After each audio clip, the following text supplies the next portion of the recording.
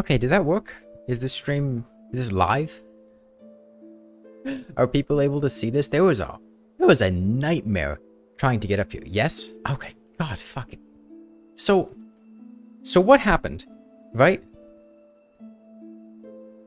For some godforsaken fucking reason, YouTube decided to just set my live streams to private as the default. Like, I don't go to the public or private part of my live stream when trying to start streaming because it's public. I don't do private I've never even uploaded a private video, let alone a live stream. A private meaning that only people who like you specifically give access to can watch, and unlisted being anyone with a link can see. And for some reason, YouTube just decided to today, for no reason, default to just having all of my streams start as private. So I tried to stream and it didn't work. And I couldn't figure out why, because my connection was fine. YouTube seemed to be fine.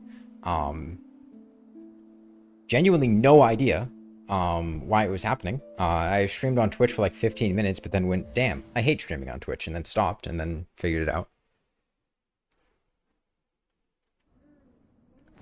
Okay. So yeah, I have, this is our first time trying to come down to the Underworks. Never been here before. Never been here before and never died. Never died.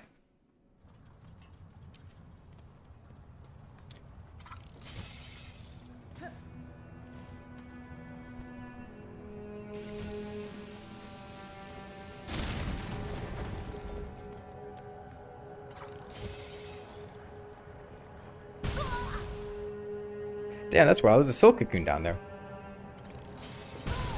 There's still a silk cocoon down there. There's still a silk cocoon down there.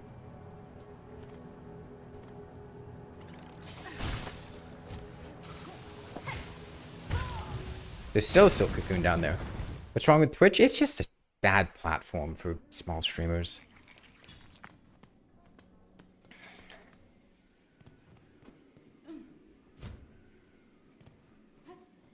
I mean, the reason acutely I wouldn't want to stream on Twitch is because nobody's going to watch on Twitch because I don't stream on Twitch, right?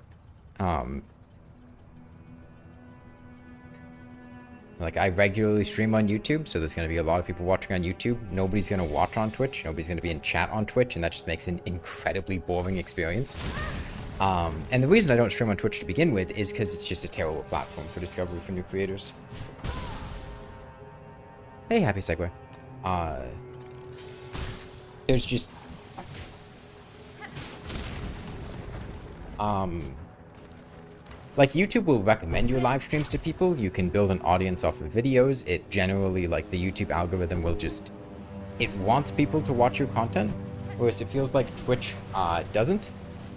And you have to do, like, a shit ton of, like, networking and then, like, just a ton of steps just to get people to watch your stream. And then something like Silksong, there's gonna be hundreds, if not thousands of people streaming Silksong. Like, no one's gonna go to Silksong and then just watch a random tiny stream. And no one being a, you know, I'm sure like 1 or 2 people would, but compared to like YouTube recommendations, it's a terrible way to try to grow your channel. The only platform streaming worse than Twitch is Kick, and that's solely because the owner of Kick supports Nazis and bigots. What you mean is that Twitch isn't better by much? Yeah.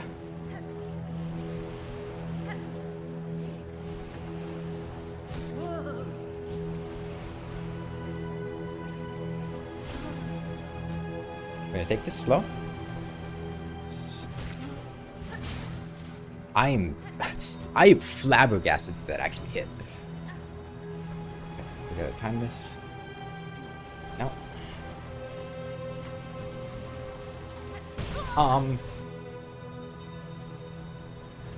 Okay.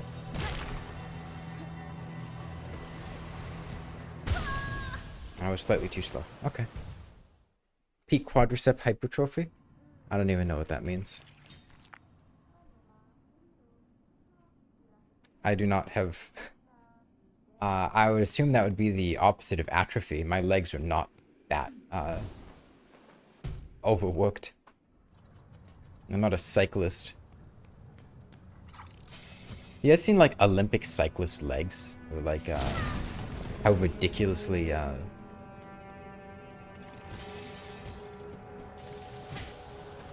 much they push their bodies when doing like incredibly intense cycling. It's they fuck up their legs.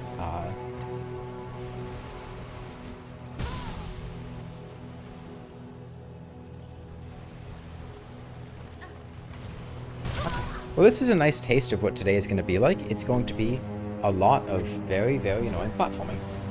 Because immediately after this, we get to go to Mount Faye. I'm going to die here. Yeah. So you weren't here last stream? Well, that's fine. I don't even remember when the last stream was. That was when we killed Trebio. Yeah, that went fine.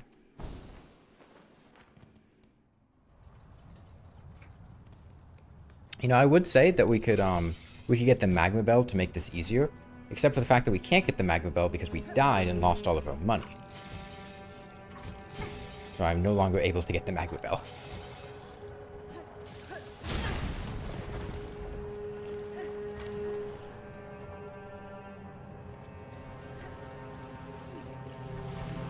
That's a little unfortunate.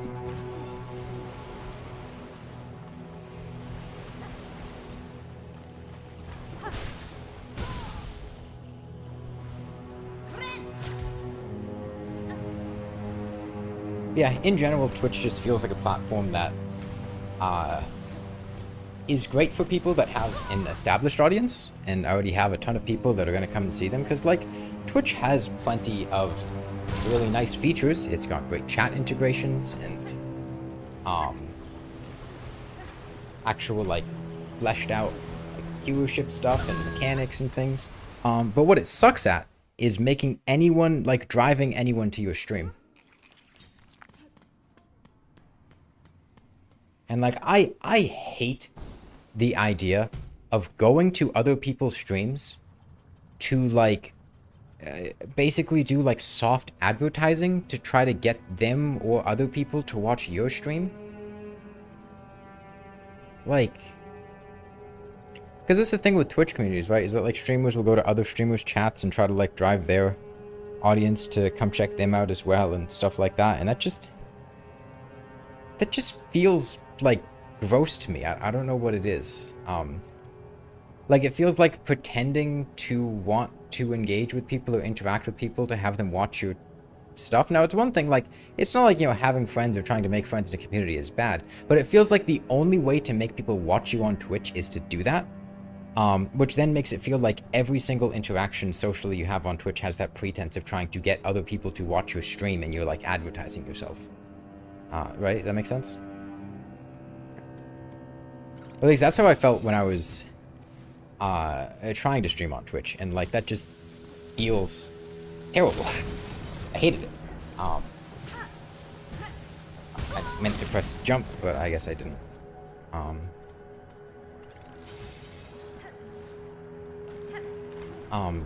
Whereas like if you go to someone else's stream on YouTube, it doesn't feel like, oh hey, I'm trying to get the people here to like watch my stream in a weird advertising thing. It's just like, oh hey, it's another person's channel. Maybe that's just me being weird and misreading the situation, but I remember really, really disliking Twitch because of that. Where it felt like there was a culture of just trying to advertise yourself to other people, or like people coming to your stream and then, I don't know, I just really didn't like it.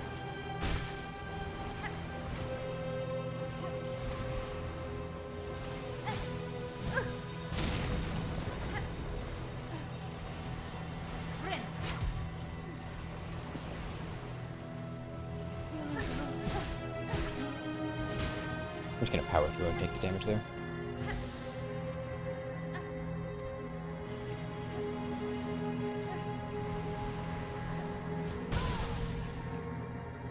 I think I have to dash this.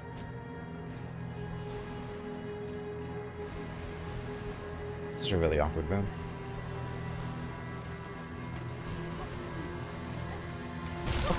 Oh, fuck me. Ah, the magma bell would be so nice here.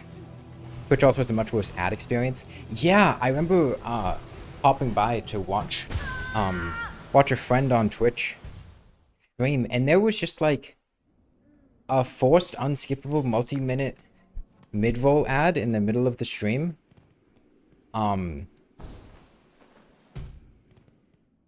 like completely interrupted the entire stream, and like I just became unable to do anything.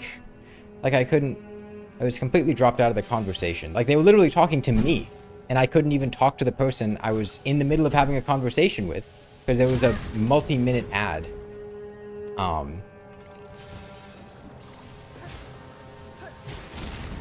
Playing out. Just in the middle of the stream.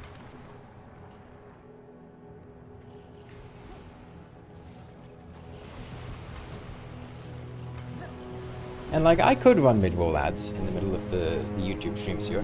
YouTube actually desperately wants me to. I either have to...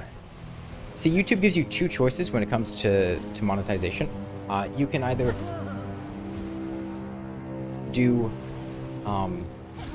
manual placement or automatic placement for mid-roll ads. There's no option to not show mid-roll ads. It's either manual or automatic. So naturally you just, choose manual and then don't put any in. Yeah, I like this skirt, Hamshack. The only problem is...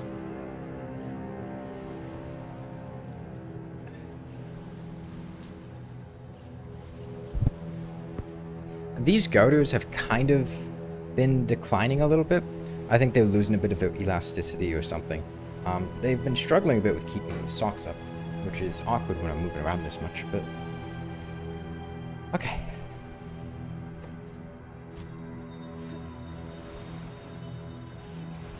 Okay, so the best case scenario here would be to hit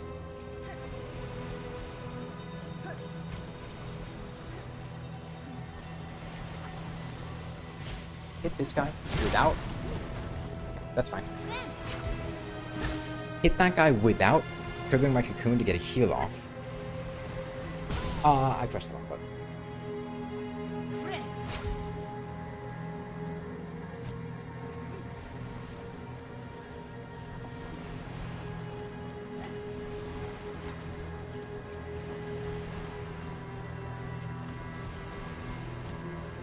I have no idea why that guy up there died, but, I'm cool with it. Okay, now the question is, do we have other stuff we need to do? Do we get a shortcut? Oh, I think we have other stuff we need to do. Oh no. It'd be really cool if we could get like a shortcut.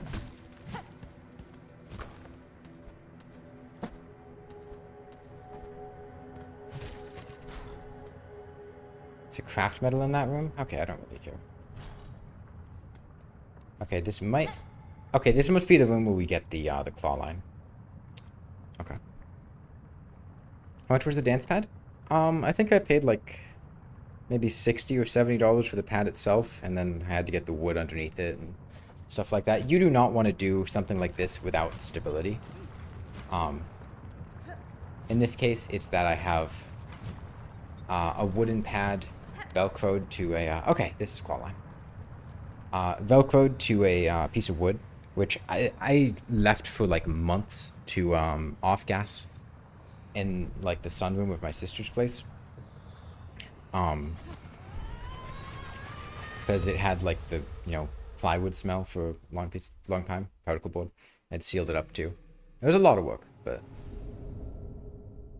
Hit the kamikaze robot flies? Yeah, they're like the jellyfish from Hollow Knight, but even angrier.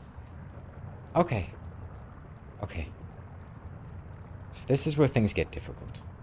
I'm going to rebind my control scheme real quick. Initially, I had claw line in the top left, and I briefly changed that to...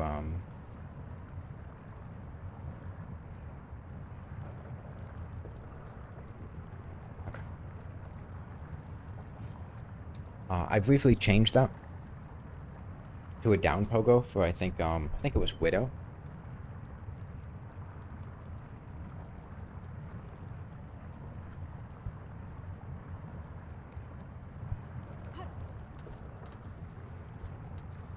Now we have to actually harpoon.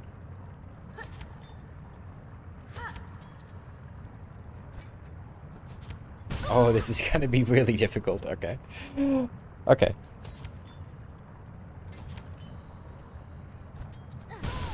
Oh, man.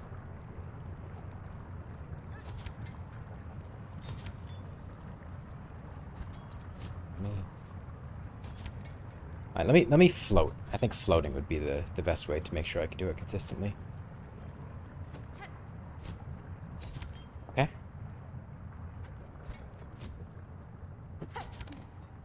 Okay.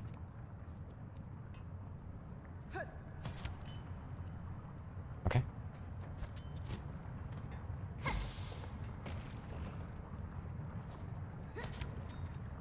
Oh no. Okay. Okay. Oh!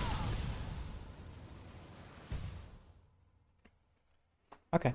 So I have a control scheme here that's meant for platforming. This one that I'm on right now.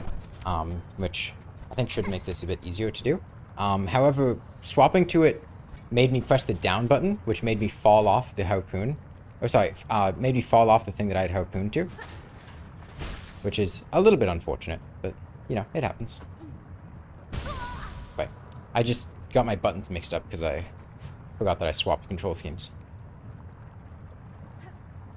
But on this control scheme, it should be pretty reasonable to do this. It's a lot easier for me to press this button than this button. That was the wrong button.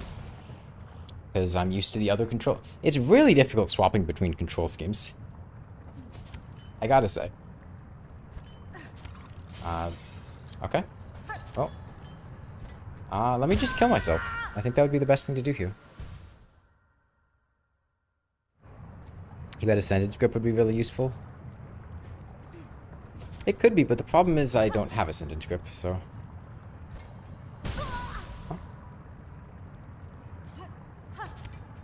Having a second silk heart would have been really nice. I gotta say, one thing that I'm not like a... Press the wrong button. Because I'm used to the other control scheme. I'm not used to being in this control scheme, man. I tried to heal, but healing made me just walk off. I'm not the biggest fan of a lot of your skills in this game consuming silk, your mobility options.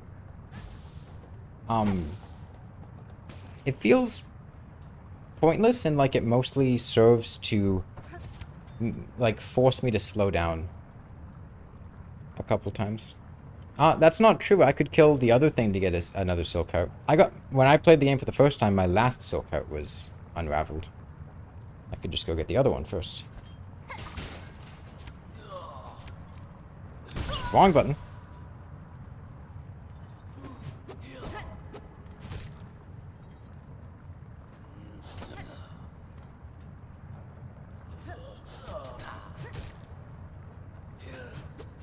Probably hits, right? 4 hits?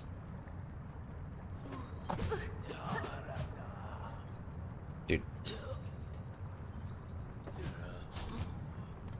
I need you. Just let me hit you. Okay. So we can either go right or left, and I don't know which one is right. And we get one shot, so...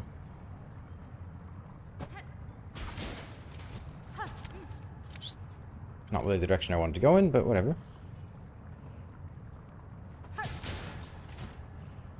Okay, so this is the way we want to go. How am I gonna... Let's make it just... Nope. That's a lot of height that I need. I don't know how to get that. Weave Light makes launch. I feel like it doesn't have a cooldown, which is nice. Yeah, yeah.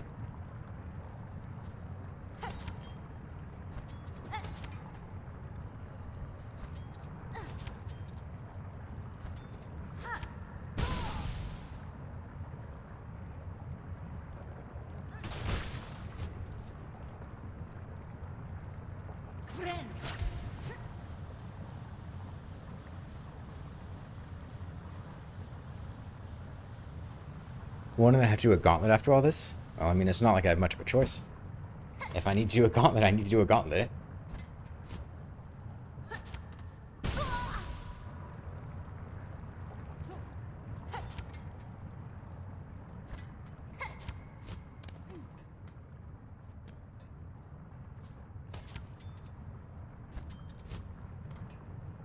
The only thing that's a little bit annoying is that we don't actually get to,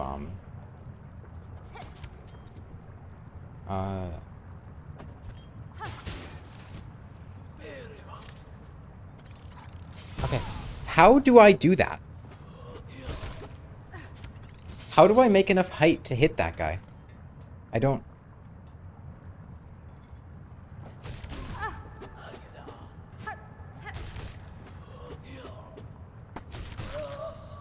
I don't know how to get high enough for that guy.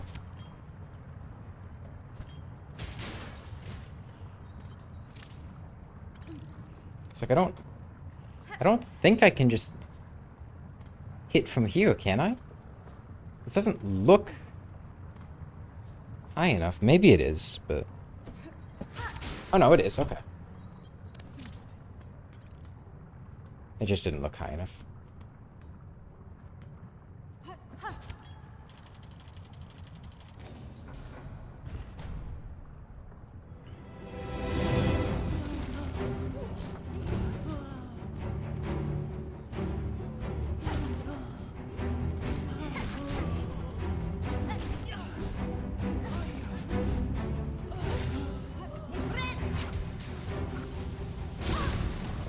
Okay.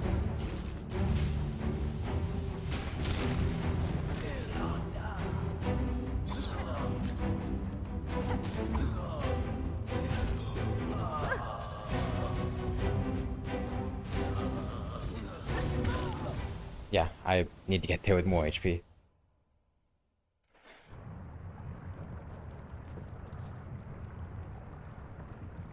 Okay.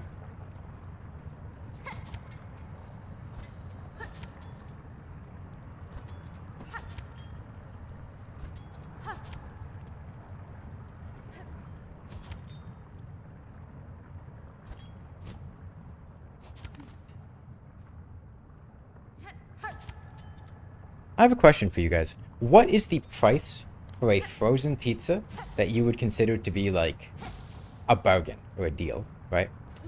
How expensive does a frozen pizza need to be before it's like, that's a bit too pricey for me to buy? And how cheap does it have to be before you're like, damn, that's a really good deal, I want to buy that?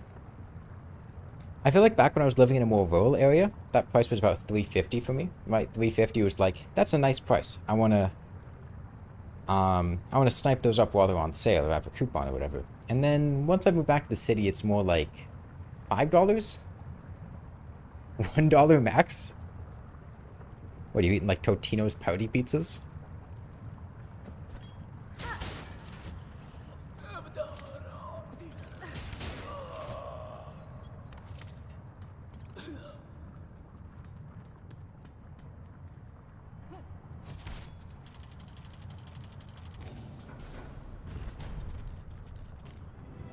You love frozen mini pizzas? You a big bagel biter?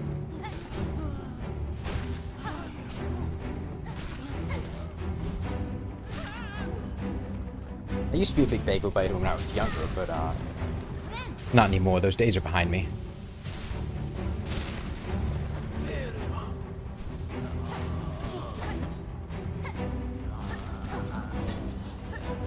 Okay, these are two different guys.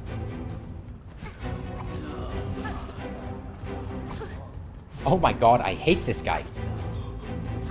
It's the most infuriating enemy I've ever seen. Oh my fucking god. I can't hit him. I can't hit him. There's no... I can't walk towards him and attack upwards because he hovers down. He just constantly moves out of range of me. Oh my fucking god. What an infuriating enemy.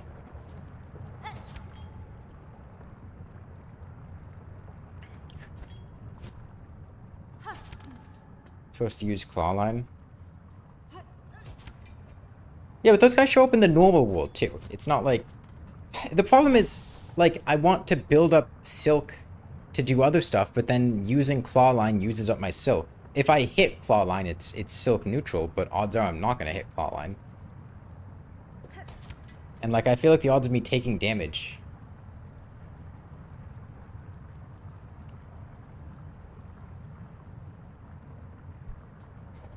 Like, I tried using claw line against this guy. It was way harder than just trying to fight him. And I would assume that the other guy would work similarly.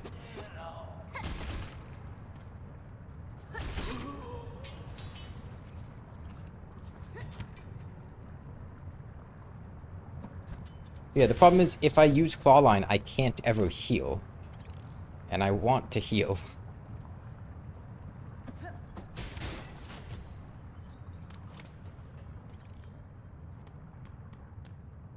We can try it, though. At least against the one flying guy.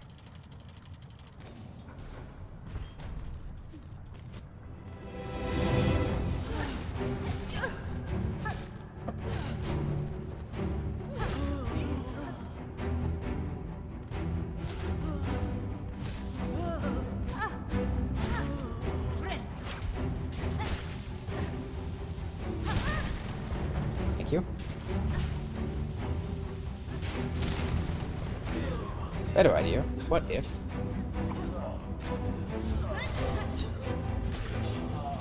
Instead of using claw line, we just killed them.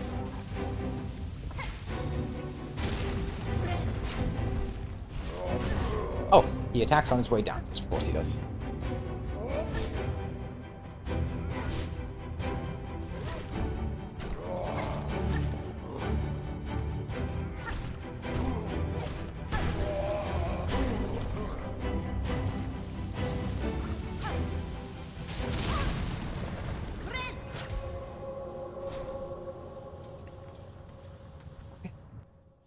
Yeah, no, I think trying to use claw line there would have been a disaster, I'll be honest. You agree the claw line shouldn't use silk? The number of times you froze on Mount Fade due to waiting for silk was oh my god, yeah. Yeah, speaking of that, I want to pick up Flint Slate. Flint Slate needs a simple key, right? And it's near the Forge Daughter. I think the easiest... Simple keys need a lot of money. It's the problem.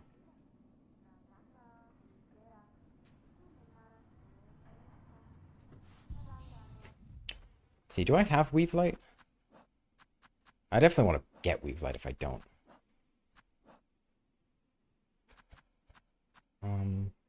Where can I get Weave Light? Is it in Weave Nest Atla?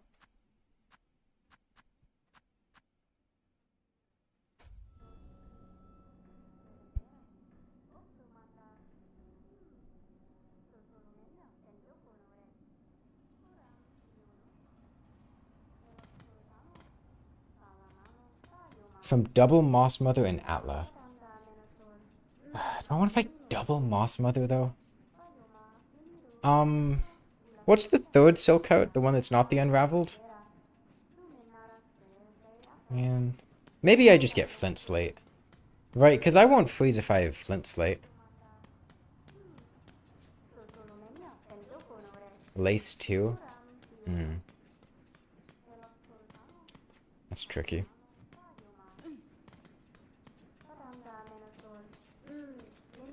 Okay, so to get Flint Slate, well, Weave Light also gives you another silk out. It's not really advertised, but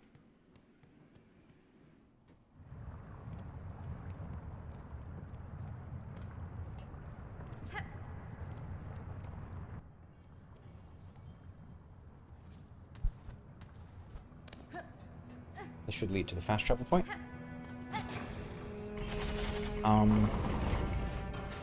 Let's see. Are there any simple keys that are easier to get than just buying them from the merchants? Oh, fuck off. 80 rosaries do I have?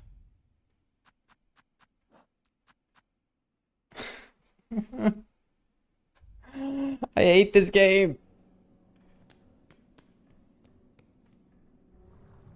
One from the big chain guy and Sinners. Yeah. Yeah. Where the fuck can I get rosaries? These enemies don't drop rosaries.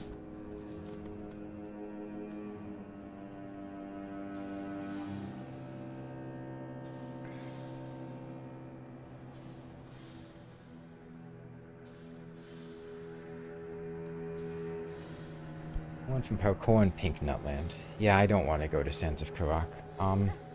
Okay. So I might try to get the guy in Sinners then. Hey, you should drop rosaries, right?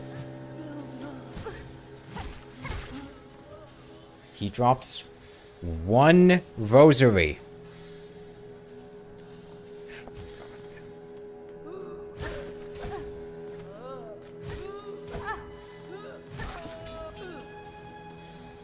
Oh, it's okay, because that guy drops 2 rosaries.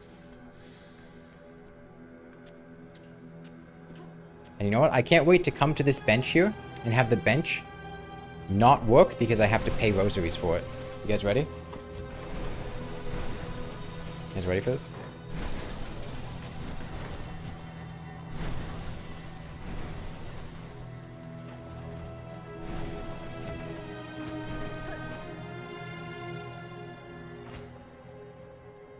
Wow.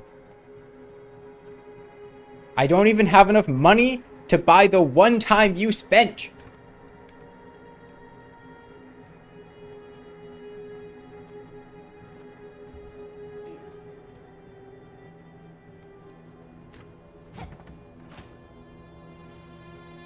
No enemy in the Underworks drops more than 3 roses. What the fuck, dude?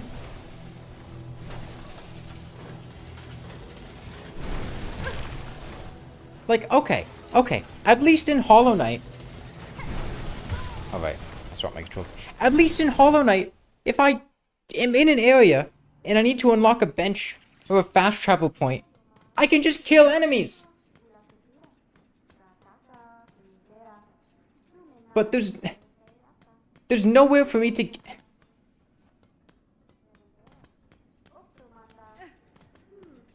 All enemies in the Citadel drop at least 10. Oh, that's fucking great. Yeah. Problem is I'm not in the Citadel.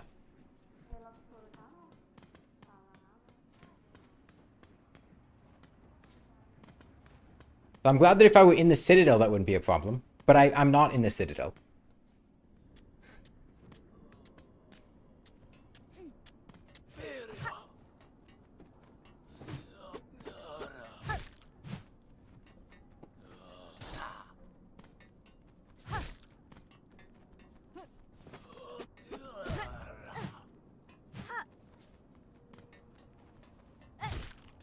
Did I go to the Underworks through Whitewood? Yeah.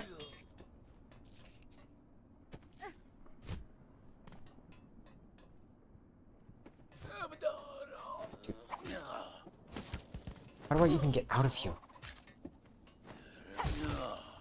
I don't know how to get out of Underworks. Dude. The only way I know how to get out of Underworks is that fast travel point, which I don't have the money for.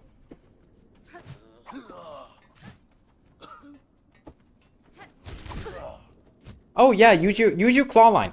Use your claw line. Use your claw line on these enemies. It makes them way more bearable. Way better.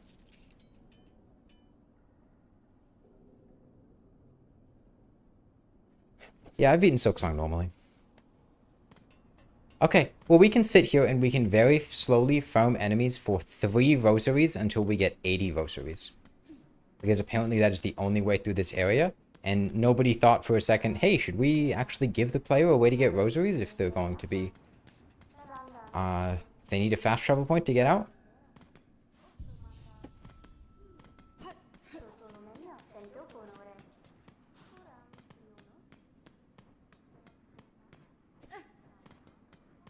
How's the game gone since Sister Splinter? Pretty well, honestly. No boss has given me nearly as much trouble as Morwing and Sister Splinter.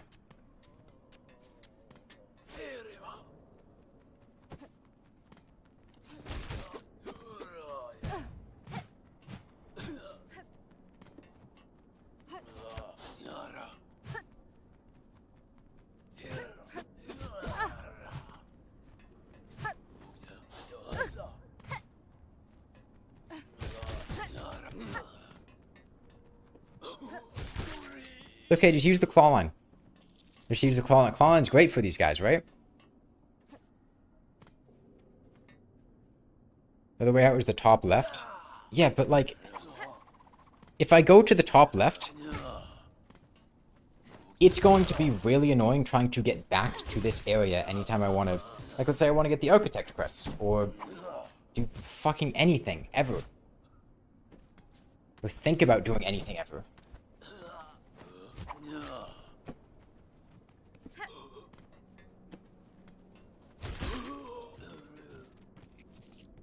I just think there's a necklace down here.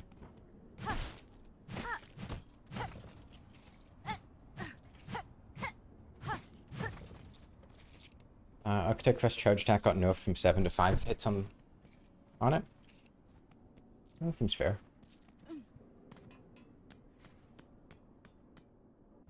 There's a shortcut on the right side.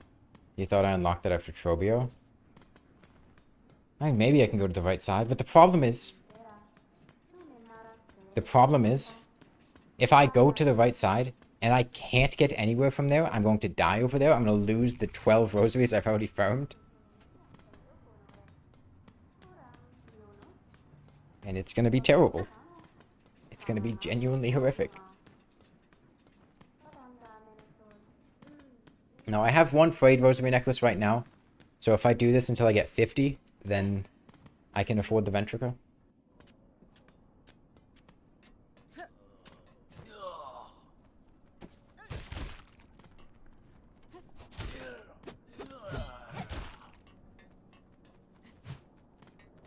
Problem is, these guys are terrible to try to fight.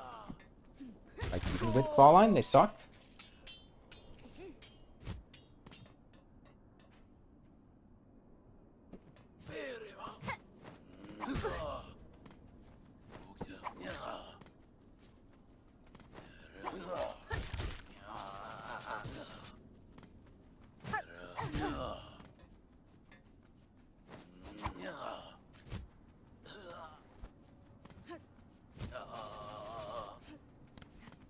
The far right is only openable after Trobio. So, like, because I missed Trobio, or because I missed it after Trobio, I can't unlock it. Because that would have been the... Is that the alternative path that would have led to, like, the Silk Spool or whatever? Because, I mean, we've done Trobio.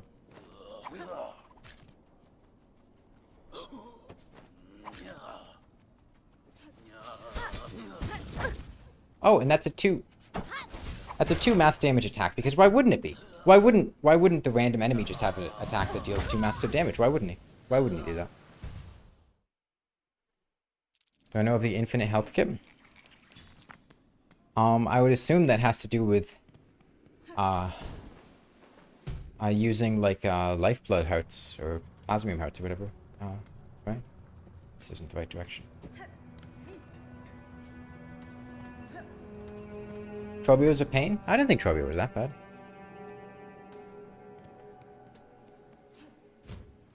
Yeah, it's what? You need 8 plasmium hearts before that happens? There's a lever in the bottom right of Trobio which opens up the way back out the right side. I don't know if I hit it or not is the thing. I don't remember.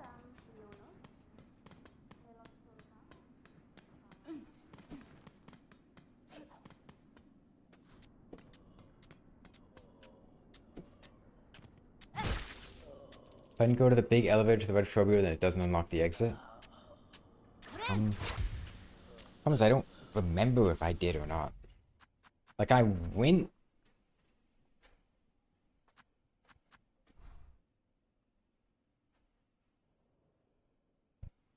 I assume that would be the bottom right section there, but I think that's part of the Underworks, and I don't have the Underworks map, so I can't see if I went there or not. I mean, I went down there, but I don't know where I went from down there.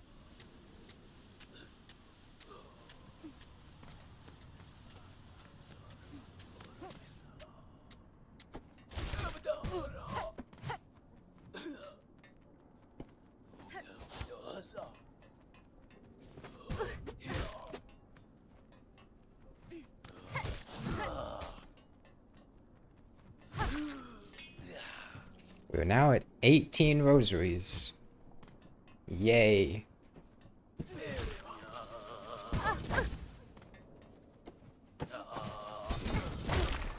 Oh, and he's still... Just use claw line. Just use claw... Claw line makes these enemies so much easier. Why aren't you using claw line?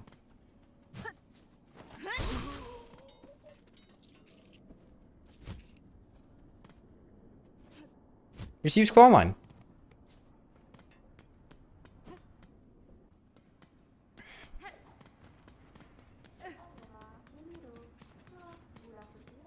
Don't give up. I'm not giving up. If I gave up, I wouldn't be farming these guys, but... God, is it miserable. But like, this isn't... There's no reason you need to make the player do this.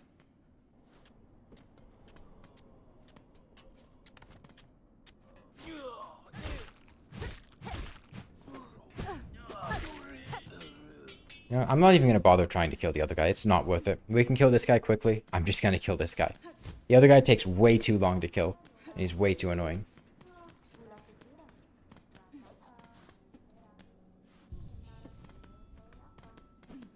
Yeah, I don't know why all the ranged enemies just have random Screw-NATO 2 mask damage attacks, man. I don't know.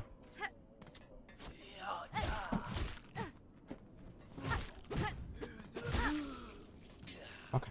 Well, we only need 50 rosaries. Think of it like a protagonist training arc. Yeah, but I have to live through it. I can't, like... When I'm watching an anime, I just get to go through the time skip, you know? I don't get a time skip here. I have to live through every second of it. Why can't I just watch, like, educational videos to teach it to me? Can Bill Nye tell me how to farm rosaries?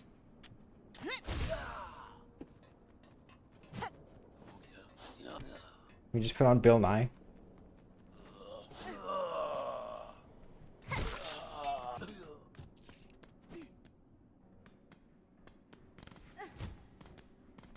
Though anything that is a slight problem is clearly much more a problem for a dance pad. Yeah, I mean, so like the solution here would have been don't die and lose your rosaries. But the problem is, I feel like from a development perspective, you have to expect that some players are going to die and lose their rosaries. So what happens if you die and you lose your rosaries in this area?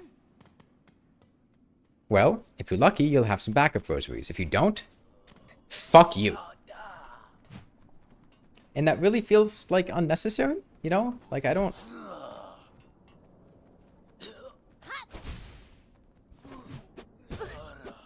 I don't see why these enemies couldn't drop more rosaries.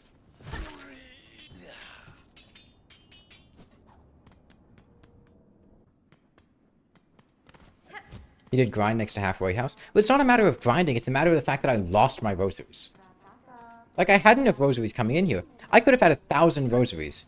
And it wouldn't have mattered. I still would have lost them because I died. Right? Like, if dying and losing your rosaries is a mechanic, you have to expect the possibility that in any area, a player might have 0 rosaries. Because they could lose all of them. It's possible.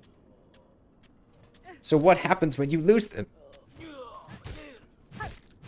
Oh, you can fast travel out? Not if you can't unlock the fast travel point.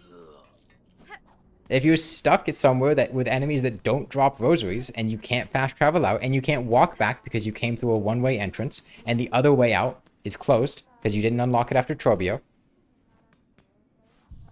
From what I understand from what people have been saying, there's like a secret exit in the top left, and that's the only other way out of this area. It's either that or grinding rosaries like this until I can unlock the fast travel point. That is the only way for me to do anything.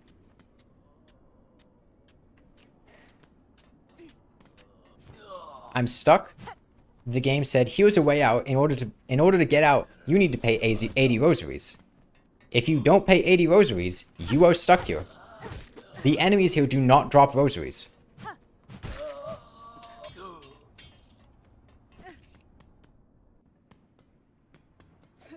I think no shortcut and longer backtracking is mostly fair for dying, but you do also have a point. I mean, like, in most areas this wouldn't be an issue because I could walk back if I died, you know? I die, I can just go back to a different area, farm rosaries from something that has rosaries, right? Like, there are ways to leave. I can just go around the map, or...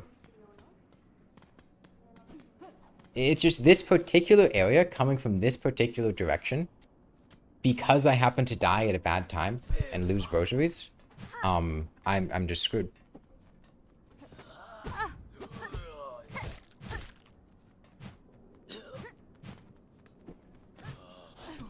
There were plenty of ways this could have been made a non-issue.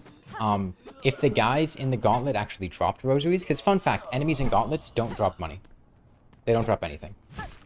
You get nothing for fighting enemies in gauntlets. If the enemies in the gauntlet actually dropped rosaries, I think we would have come here with a pretty substantial amount of rosaries, because we did those a few times. Probably like 30 or 40, and then, you know, I have a frayed rosary necklace, that's 30, and that's almost enough for the Ventrica already. But they don't, so that's not possible.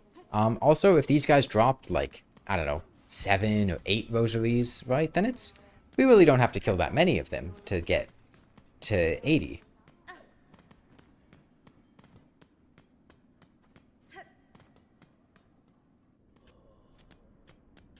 If the enemies in gauntlets dropped rosaries, you could farm them by dying in the final wave. Okay, but why is that bad? Like, why? So? So what? You can farm enemies normally. Like, sure, it might be a little more efficient. You know, maybe you end up in a situation where the most effective way to farm rosaries is to do a gauntlet.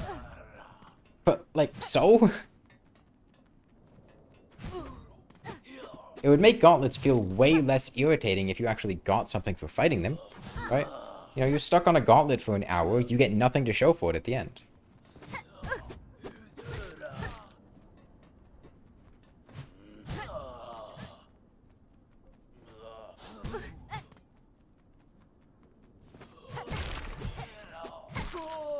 There's a path to the vault so you get the Vault Keeper's memory. I mean, I've done that. I already have the Vault Keeper's memory. I went there after Trobio.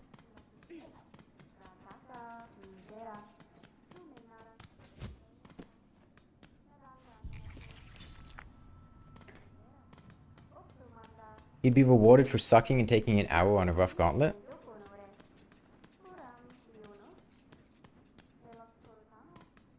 So? I mean, gauntlets are one of the most irritating things in the game. Especially some of the more difficult gauntlets, I feel like.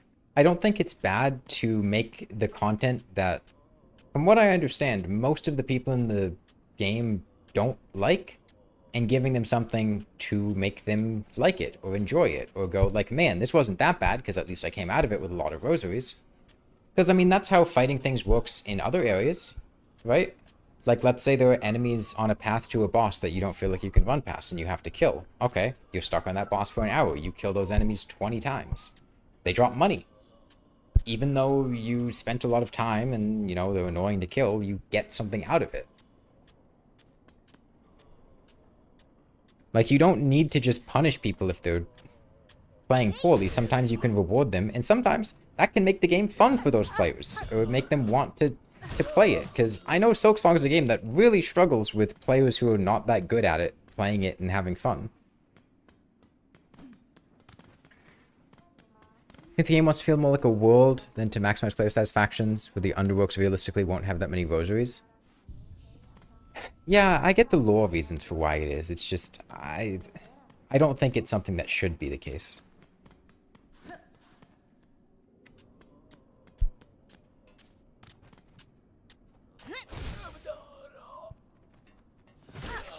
Sometimes people just gotta get better. I mean, they will get better, right? Gauntlets are something that are so prevalent in the game that the player's gonna be doing a lot of them, and they're gonna die to a lot of them. And, like, I mean, I know for me, there's like a dissonance that happened when I was playing the game for the first time, where I was like, I have been killing so many enemies. Why have I not gotten any rosaries? Hell, you could just make it so the final enemy in a gauntlet drops a bunch of rosaries. I mean, I had fun with Silksong, DJ, don't get me wrong. I enjoyed it. I wouldn't be playing on a dance pad if I didn't. But I do think there were some slightly, like, obtuse decisions that the developers made that, they should have decided differently. I mean, I did pre-patch Warwing and Sister Splinter on a dance pad, and it was completely miserable, and I hated it. and we were fighting Moorwing for like 5 hours because that boss was incredibly overtuned and bullshit. And the game just like doesn't allow you to make mistakes, so it didn't. You had to play pretty much perfectly, and I think we did the entire fight and got hit like once, and the fight was like 4 minutes long or 5 minutes long or something, and it was ridiculous. And it was a similar thing with Sister Splinter, which is you can't mess up, ever.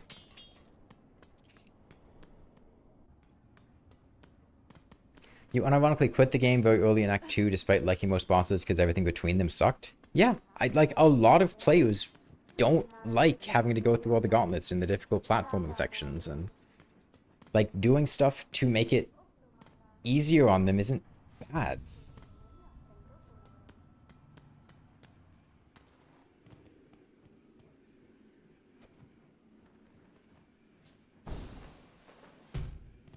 It's this way. I have a frayed rosary necklace, so we only needed 50, thankfully. You had 0 problems with Sister Splinter? The problem with I didn't mind Sister Splinter when I was playing on a controller. Sister Splinter, when you were playing on a dance pad, is just RNG hell. Because she summons enemies that hit you for 2 masks of damage, because of course they do. And it's complete RNG when she summons them, and they are a huge, huge factor in the fight. You need to immediately kill them, or else you are fucked. And it was just RNG over when she decided to spawn them, where they spawned when they spawned, how they behaved when they spawned. It was very, very annoying because of that. Like, Sister Splinter herself, perfectly fine. The ads that Sister Splinter spawned when playing on a dance pad, very, very annoying. And it was just a really annoying time.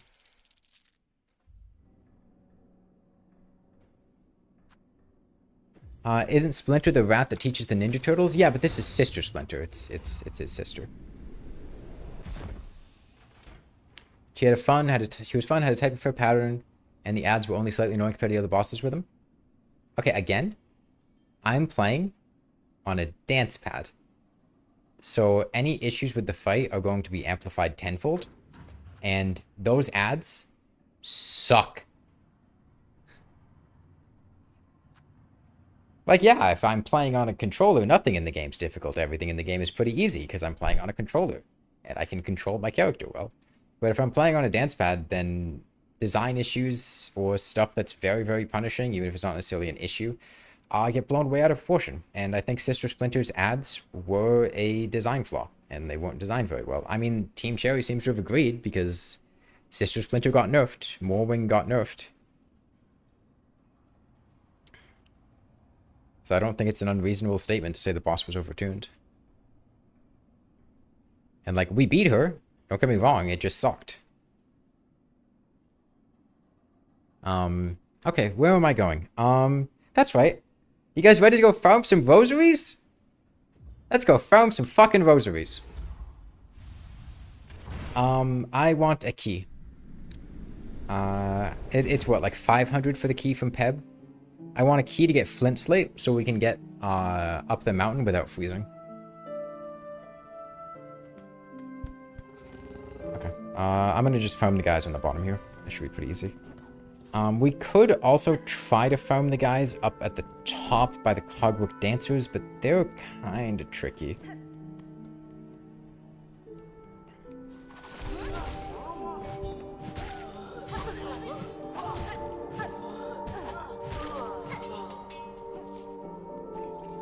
And we immediately have what took us like 20 minutes in the other area.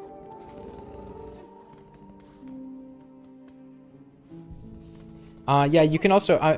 Moorwing will show up to the left of the inn if you skip him with fleas. That's how I encountered Moorwing on my first playthrough.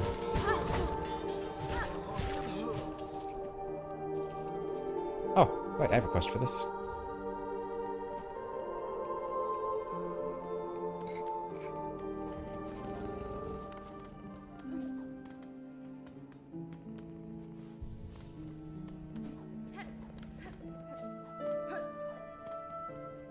Yeah, I did first that top area by the dancers on a controller to farm, but I think it'd be really difficult to kill those guys like this.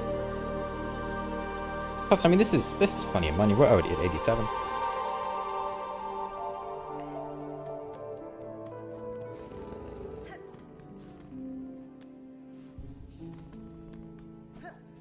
You accidentally found a way to cheese Moorwing? Is it like the spike ball thing? Right, I think that's a cheese, right? I don't think Moorwing is a very fun boss, so I don't think you missed out on a whole lot, honestly.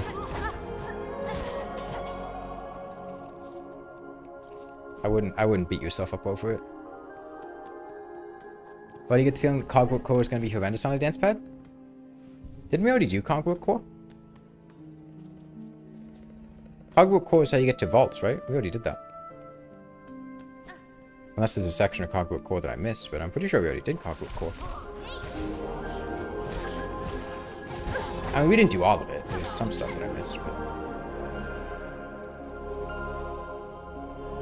upper Cogwork for the melody? Oh, right. Yeah. We have to go back. Yeah, that's right. We did part of Cogwork Core. And yeah, it kind of sucked. But, I'm gonna get a double jump first.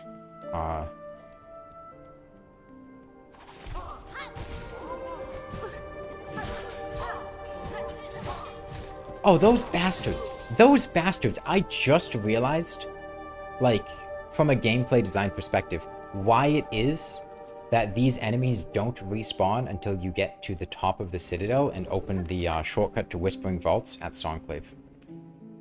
It's so it's harder to farm rosaries. It's literally just a decision made to make it more difficult for you to farm rosaries, because these are two enemies very easy to kill directly next to a bench that you would have access to very early in the game. Because you get to the Grand Bellway super quickly. But it takes a lot longer to get to the vaults, right? So it kind of artificially gates your farming option until later in the game. Oh yeah, no, we'll have to do Conductor's Arena too. That's gonna suck, but we have time for that. We have time. Post-patch Moorwing, kind of fun. Pre-patch was actually Act 2 difficulty in Act 1. What changed in the Moorwing patch? What did they... Did they change, like, his attack directions? Did they change his damage? Did they change his timings? What... I don't actually know what they changed. I just know that they nerfed him. You've done Conductors 4 times first try? I mean, it's just long. Moorwing's Flying Blades do 1 damage instead of 2? Okay, yeah, that's a huge nerf.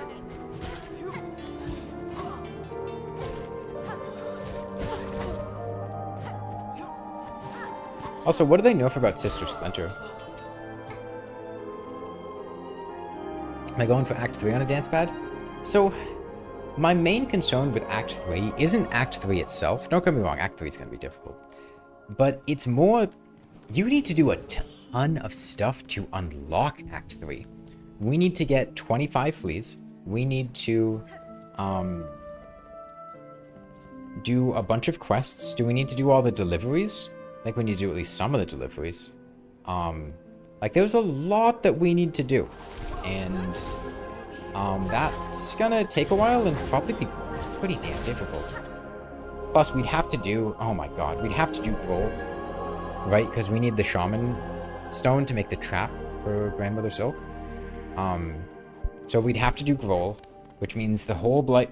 All of Blightwater. Ugh.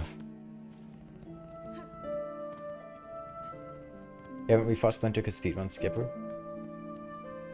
Sister's ad now deal 1 damage. That's all that got nerfed to her. But that's huge! That was the one thing that I was talking about that was, like, incredibly overtuned. And, like, otherwise, the fight, I really enjoy the fight. But the ads should not deal 2 damage. Right? That's exactly what I was saying. Need to do Courier's Rasher. Oh, do we have to do the Gourmand food quest? I mean, I have to do the Gourmand food quest if I want the damage upgrade, which I'm going to want, but... Is that necessary to hit Act 3? There's a skip for Groll. Interesting. You don't have to do the Gourmand food quest? Okay.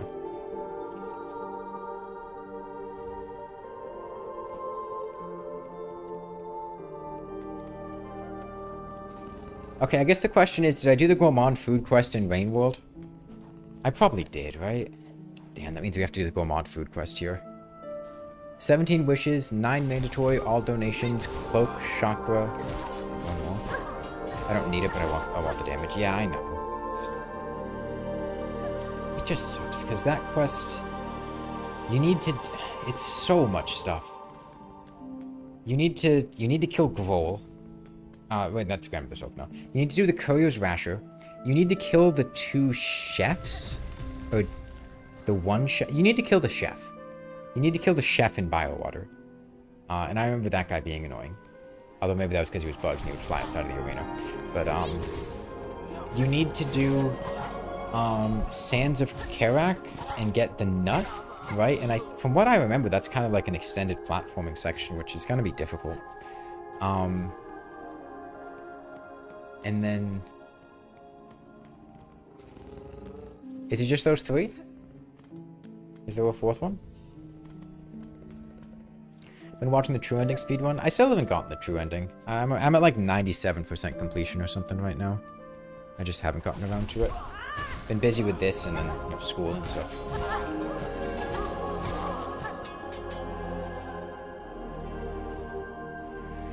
Okay, that's all the pins we need. Yeah. We were talking today about the different animals used frequently in neuroscience experiments. There were 3 main models. Well, there were more models than that, but 3 of the main models that you'll see used are primate models, cat models, and mouse models, right?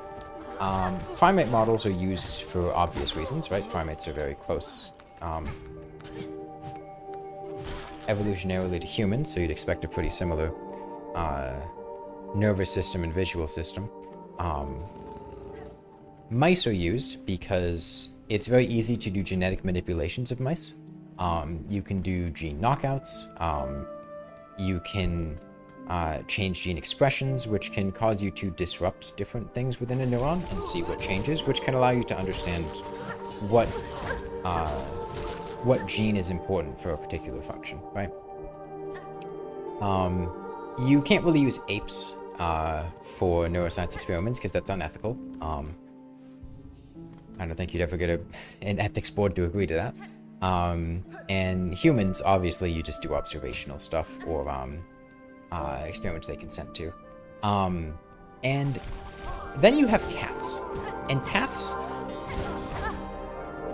were used for a long time in like the 50s, 60s, 70s. A lot of very groundbreaking neuroscience experiments were done in cats using cat models. And the reason cats were used is because, genuinely, they just survived anesthesia and were, like, attentive enough to use in experiments, right?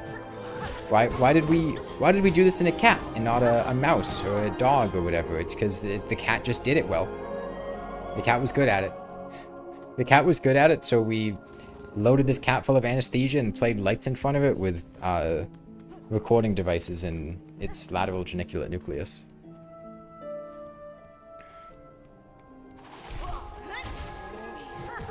Yeah, cats just built different. It's like slug cats. But yeah, nowadays cats are not really used in scientific experiments anymore because you don't do genetic manipulations on cats. You don't, you use mouse models for that. And cats aren't really close enough to humans in the same way as like primates to glean a lot of useful information. But for a long time, cats were very, very instrumental in a lot of neuroscience.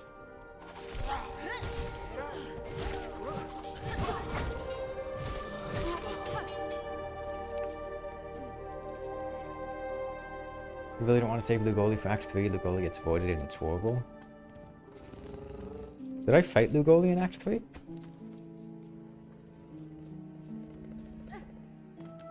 I might have fought Lugoli in Act 3. I remember him being horrible. Actually, no, you know, I think you know what I think it was? I think it was the, there's the, I did the, what is...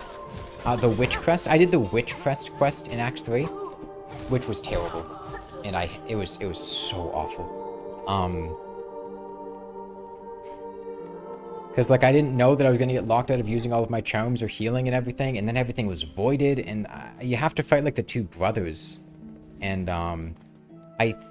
did they get voided?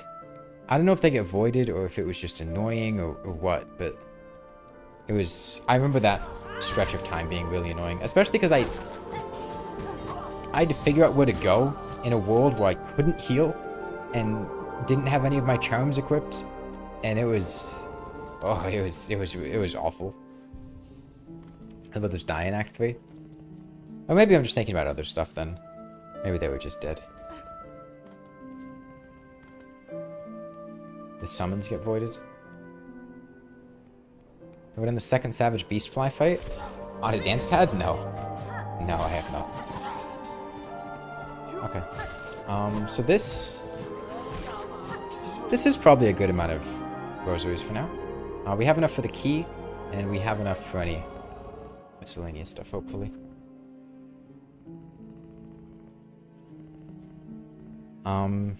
Okay. The key would be in Bone Bottom, and then we would want to go to Deep Docks to the Forge Daughter.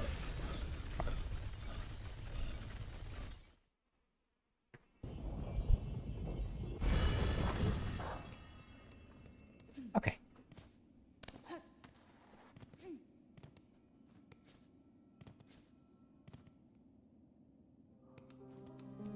Yeah, the Dock brothers suck. Yeah, not a big fan of docking. Actually, that's not true. But not a big fan of the Dock brothers. Okay. Buy the key.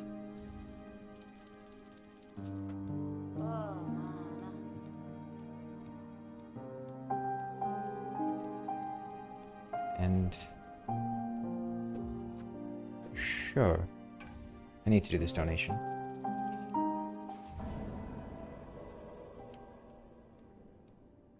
Ascended script's probably pretty nice for platforming. Yeah, maybe we do rescue the merchant. And buy the Ascendant script before we go to Mount Fae. Right, because there's so much platforming in Mount Fae, and I think having access to that is going to be really nice. Okay. I don't remember how much the Ascendant script costs and how much and where I need to go to rescue the merchant, because I don't think I've actually picked her up yet. I know she's somewhere in the Citadel. I'm sure I can trace her. 350? Okay. I can make that work. I have not rested, so these guys haven't respawned. Brain says 270. Ready to do the Mr. Mushroom quest? I haven't even found that in my regular playthrough. So, don't have any intentions to. Merchant is in more... Oh. Seriously? Man. Okay. So I can't get Ascendant script before Mount Fae because I need wings to get the merchant who sells Ascendant script? That sucks. Oh, no? Okay.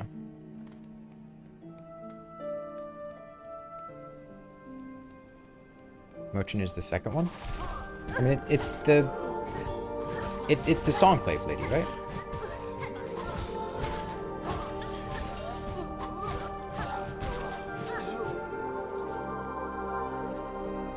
Oh, there's another quest where she goes off later and you need to go find her in Warren. Okay, okay. That's good, because this is like the one time I would really want Ascendant script is platforming before I have double jump. Double jump's gonna be so nice once we finally get it.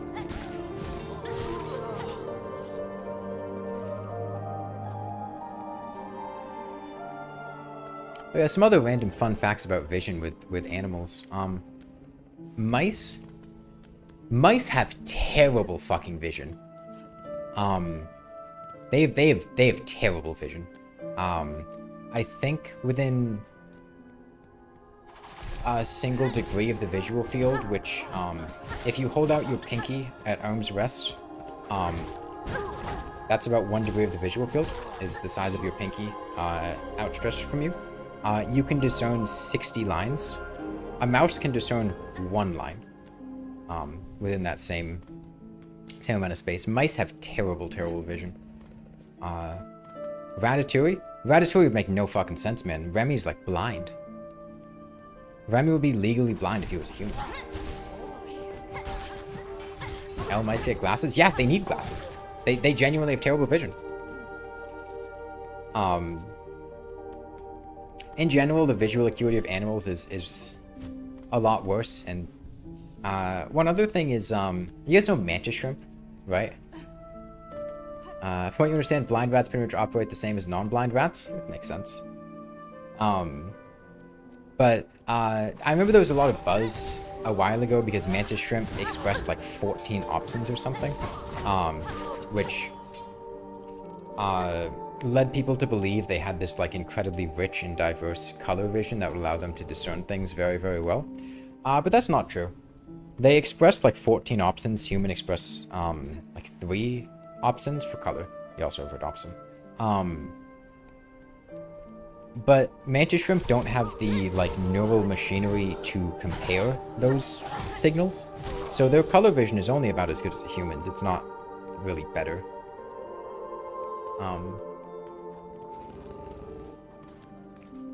They don't actually have like exceptionally good vision or very rich vision. It's only about as good as a human's in terms of color.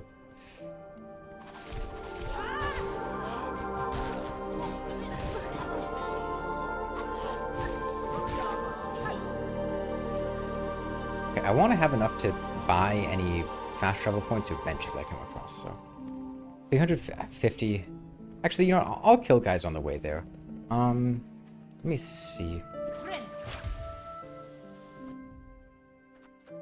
Mantis shrimp or IRL power scalers? When I think of mantis shrimp, I just think of the episode of In Dandanon with the mantis shrimp guy. Okay.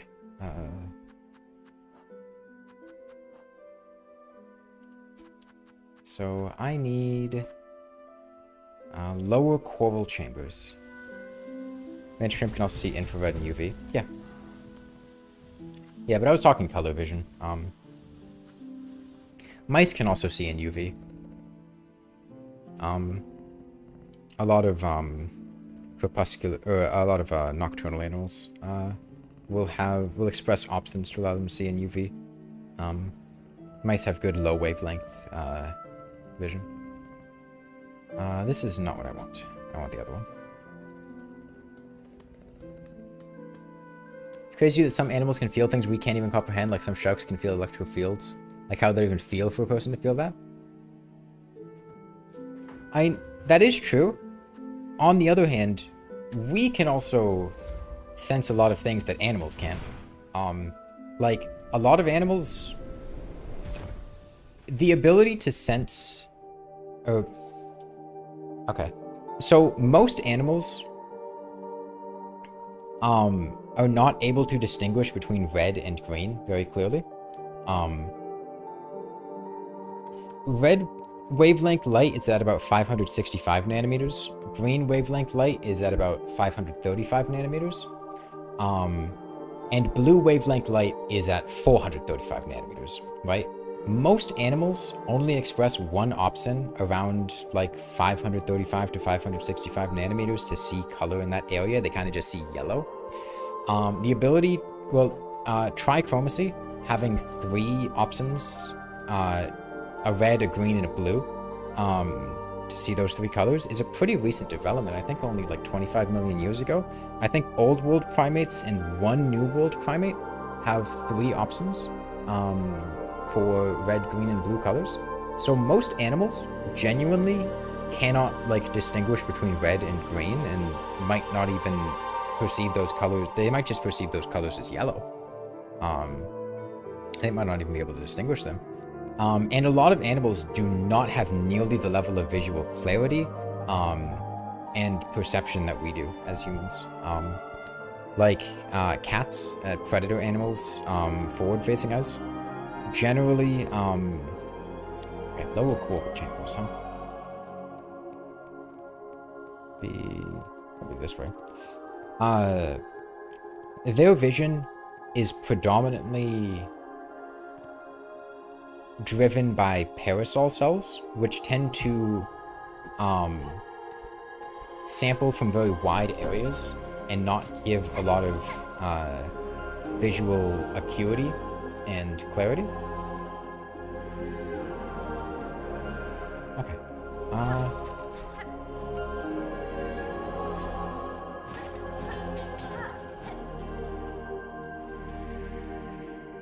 Okay.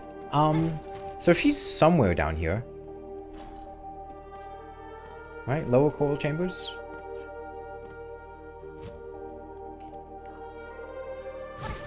Oh, that's a guy. That's a dude. That's a whole ass dude. Oh, I don't have enough silk to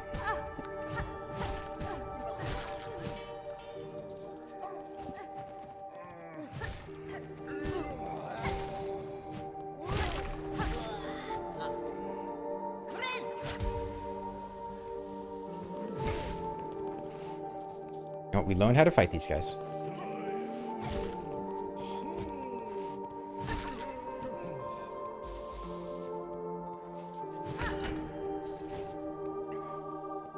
Wouldn't have to be down here, would you? All I really have to go off of is lower coral chambers. I don't remember where they are specifically. There's a bench here, in theory.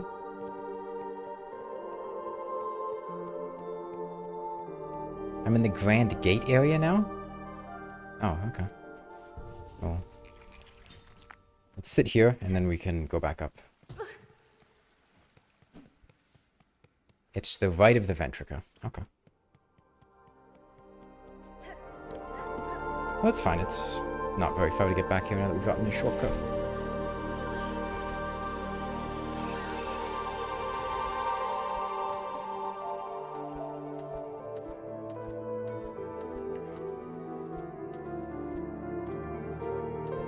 I mean, one thing humans can do that animals cannot do is just, like, make sense of words in, like, the concept of a language, right? Which just, there are things that we are able to do, that would be 90% of what we think and perceive is probably incomprehensible to animals.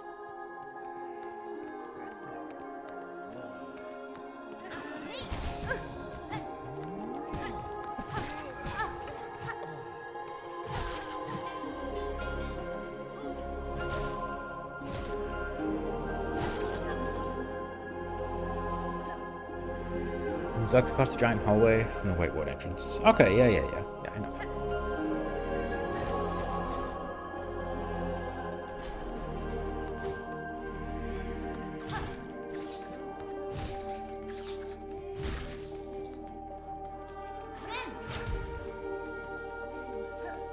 Love how you can make the spiders that steal your silk extinct. What other game makes, like, lets you make a type of enemy extinct?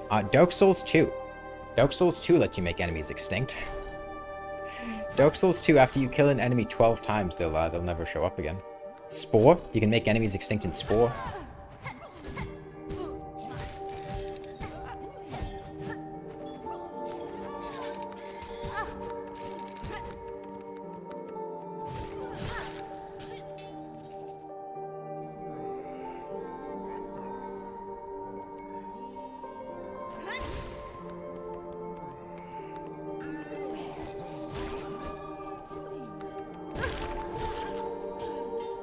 I think there's a bench here, though.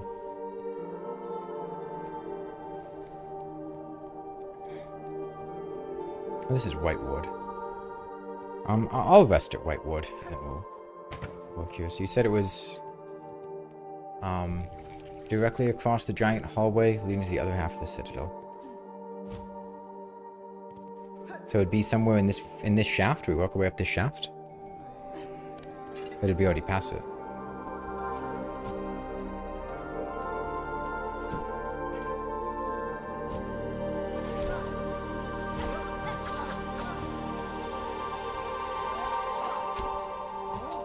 Shaft? Okay.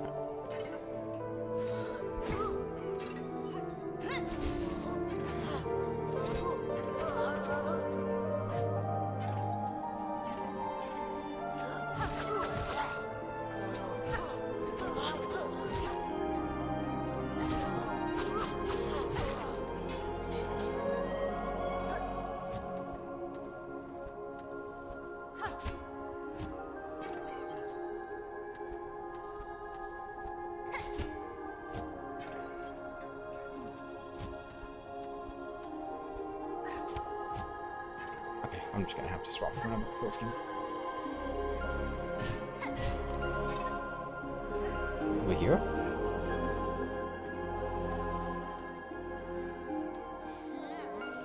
Yeah, there she is. I'm gonna die.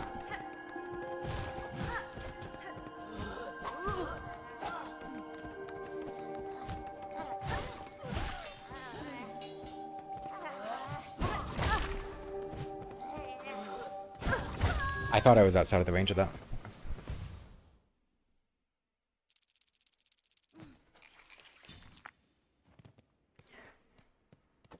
You can't tell if me being the kind of girl to know so many random stupid facts that would never benefit anyone is a good thing or a bad thing, but you find it funny, so who cares?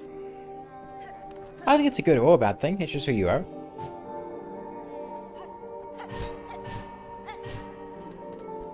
Yeah, I did my,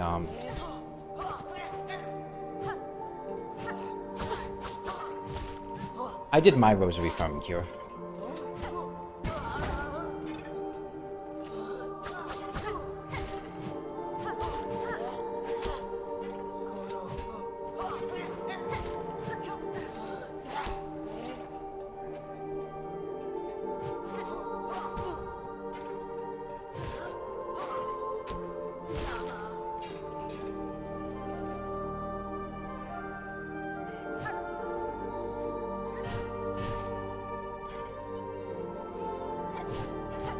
But I would say having interests and passions is never a bad thing.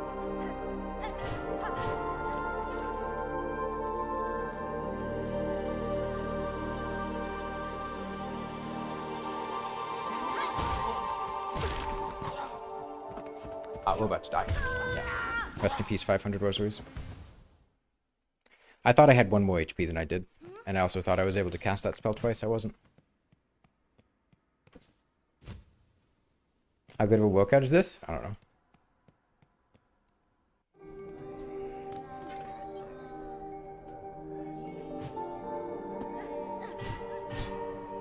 Like, I knew I was about to die, but, like, there wasn't really anything I could do about it. Best case scenario, I immediately press menu. Like, I was trying to hit my silk cocoon with my silk spear. I missed it, and then I was kind of fucked. Because at that point, like, what the hell did I do?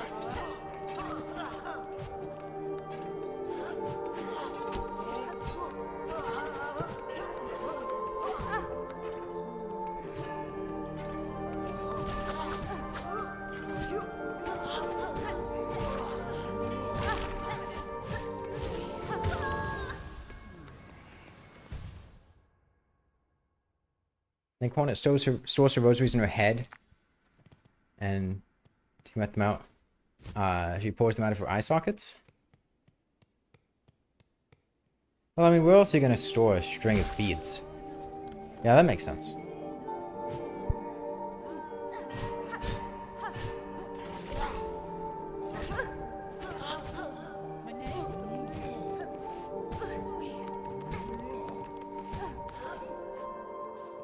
I really don't like these Citadel enemies. I gotta say. I really don't like these enemies. These guys are very annoying. And I don't like them.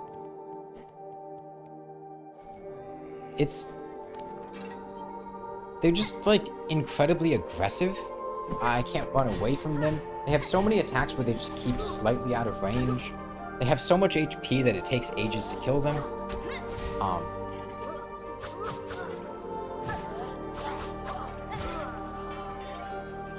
I don't like these guys.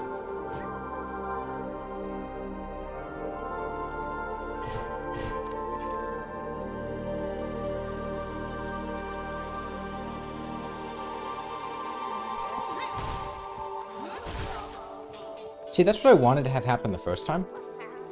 It didn't really work out, so. Hope you guys want to go back and farm more rosaries.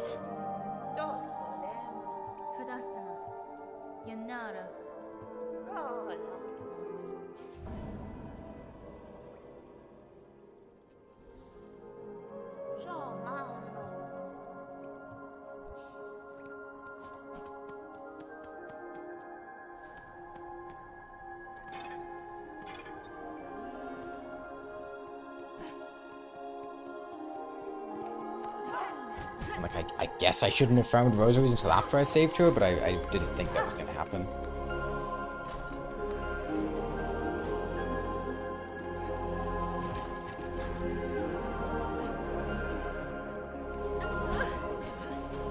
But like, they position themselves right where you would go to jump over them, or... Did I do the route to the pale oil in the vaults already? Yes, yeah. We have one pale oil, it was the one in the vaults.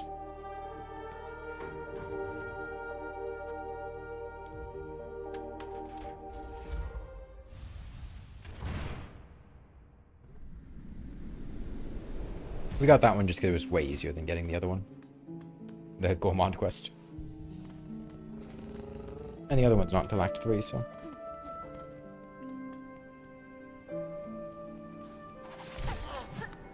Okay. Well, I mean... This is still less painful than farming rosaries in...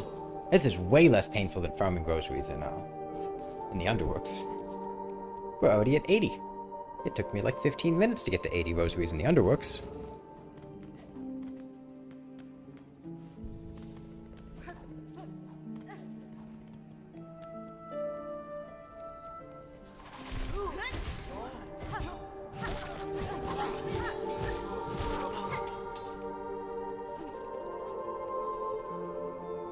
I don't know.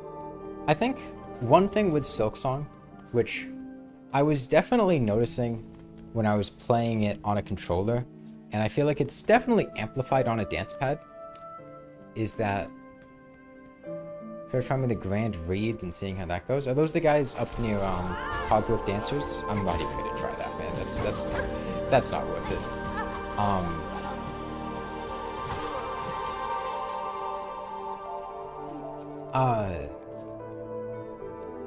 The regular enemies in this game do not feel fun to fight. And I mean, it's not like every regular enemy in Hollow Knight was fun to fight, but it feels like none of the regular enemies in this game are fun to fight, or very, very few of them are. Most of them are like just kind of subtly annoying or frustrating or stuff like that.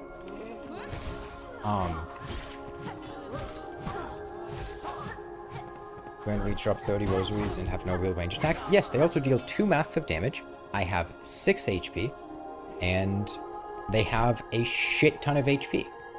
And like, I can't just sit next to them and wail on them. They punish very quickly and aggressively. I have to dash to avoid them, then dash in to hit them. They're not a good option for me to try to farm.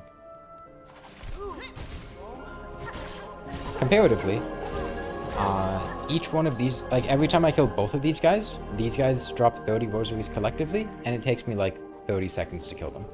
It would take me a hell of a lot more than 30 seconds, and there's a significant risk I would die trying to farm the other guys. Team Cherry confirmed they had to make the enemies smarter because players in Hollow Knight were too good. I feel like they overtuned it a bit, you know?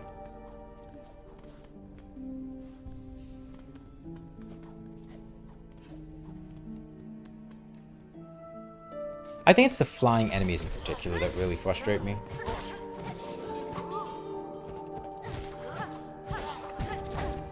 Like, it's a sad day when a primal aspid would be like an easy enemy in Silksong.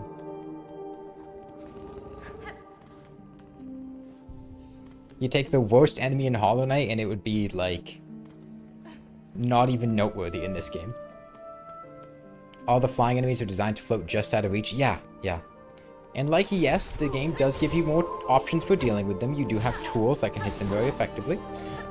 You do have some spells that can be really effective on flying enemies. But tools you have a limited amount of, and you don't, you can definitely run out of beast shards if you're using them constantly on all the flying enemies you come across. And you're not always going to have silk, and sometimes your attack whiffs, or sometimes they hit you even when you're doing your silk attacks, or sometimes you want to do other stuff.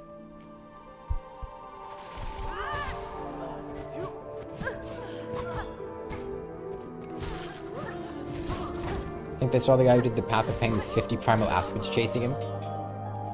You got a very wrong idea of who we're playing Silksong. I don't know, it's like they forgot that regular people play the game, you know?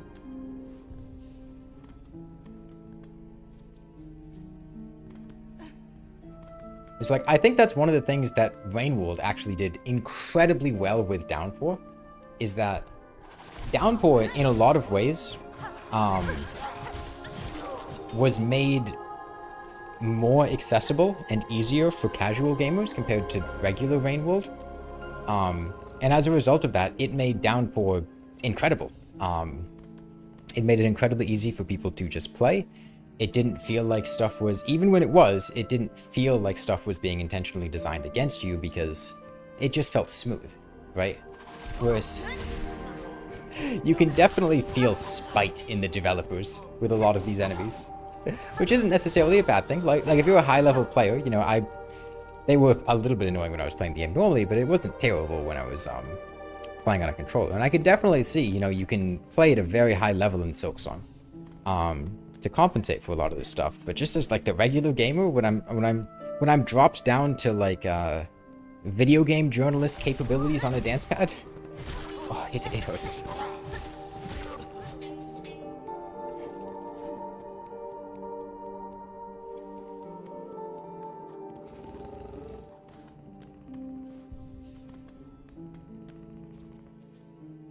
They drop 32 rosaries, I'd have to hit them 10 times.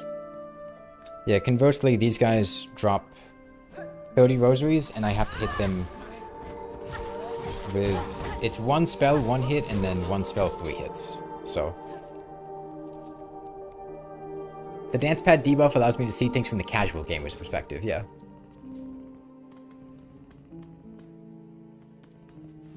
And sure, not all the stuff I struggle with on a dance pad is a genuine issue, right? Like, platforming stuff usually isn't terribly difficult. It's just because of the control schemes it can be really difficult. Flying enemies tend to be particularly difficult on a dance pad, and I think all the issues with them kind of get amplified. I think people underestimate how good other people are at the game. If you look at Steam achievements, 26% of people have beaten Granny Silk, and the game's only a couple weeks old.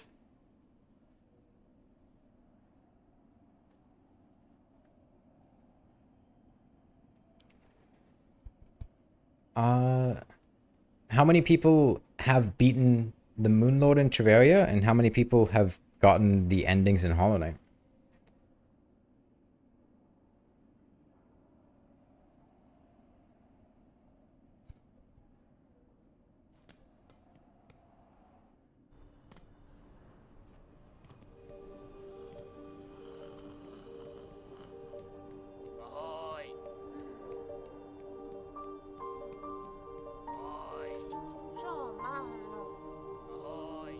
It's not actually that hard to get to Grandmother Silk. Getting to Act 3 is kind of difficult, though. Oh man, we have a Mask Shard here, too. Pretty comfortable with Hollow Knight. 24% for Moonlord.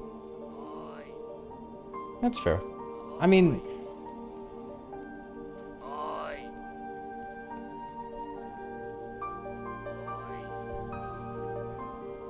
I think there's a difference between the game being too difficult to the point that people can't play it, and difficult enough to the point that people can play it, they're just going to be annoyed by it, right?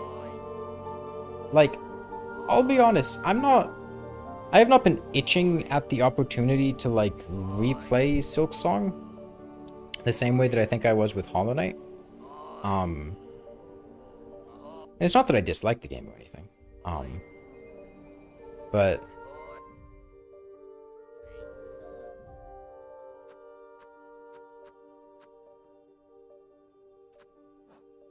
It feels like there were a lot of annoyances I had to deal with in the game that I'm not super keen to repeat. Does that make sense?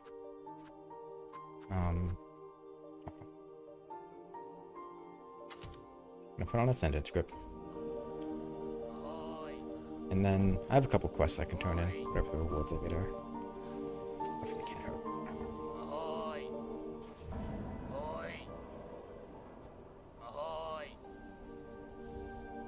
Ooh, a heavy rosary necklace, that's nice.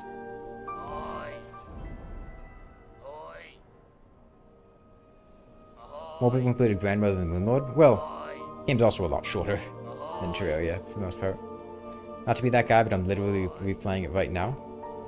I'm playing it right now. I wouldn't even say that I'm replaying Silksong right now.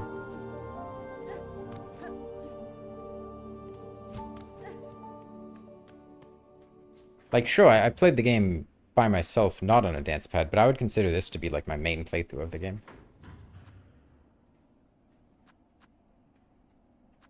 Okay, I want to go to Deep Docks. Open that door, get the flint slate.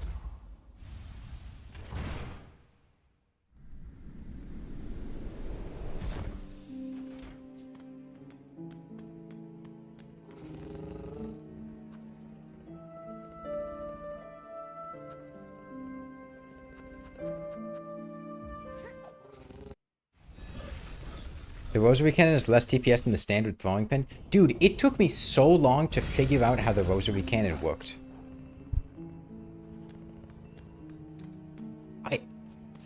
I spent so much time trying to, like, figure out how to load the rosary cannon and work things out, and I couldn't figure it out. Because you have to load it at the bench, and I didn't, like, realize that.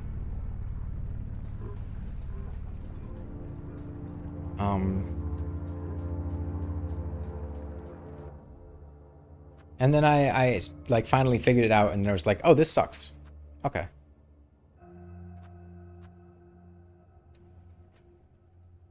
Okay.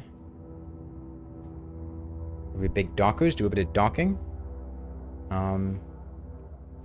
Should be straight to the right, because it's Forge Daughter's room, right?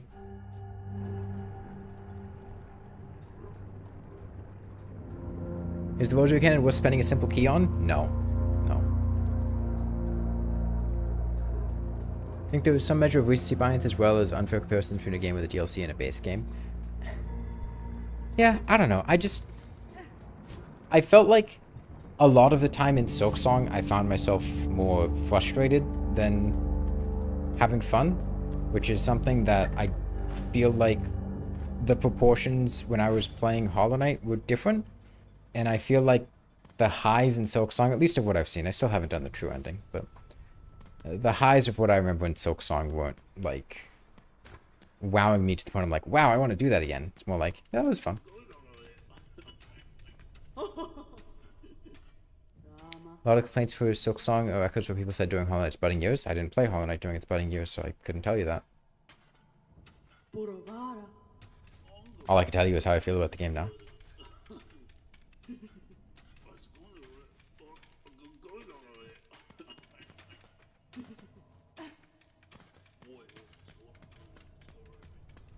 But no, I mean, it's not that I hate Silksong or anything. I mean, I wouldn't be doing this if I hated it. It's just, it feels...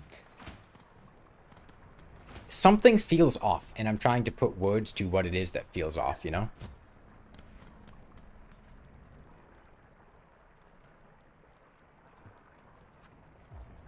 With Hollow Knight, you didn't want to do Steel Soul, but with Silksong, you want to do it? I loved doing Steel Soul runs in Hollow Knight. I am not particularly looking forward to Steel Soul in Silksong.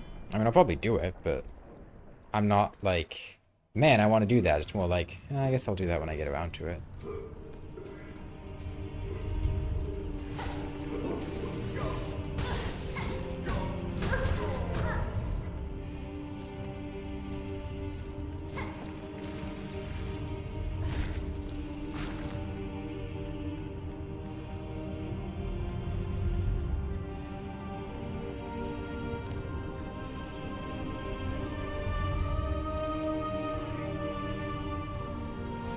I mean, you play games differently when you know you're in, like, a hardcore playthrough, right? Like, I'm sure I could do Silksong Steel Soul, I just...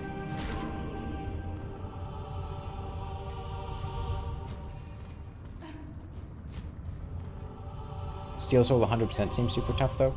Yeah. Yeah.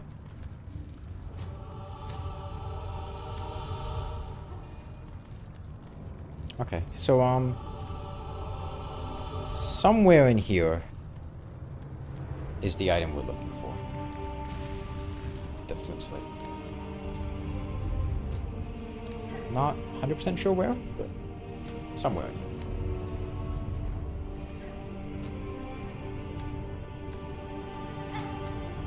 There's nothing up there.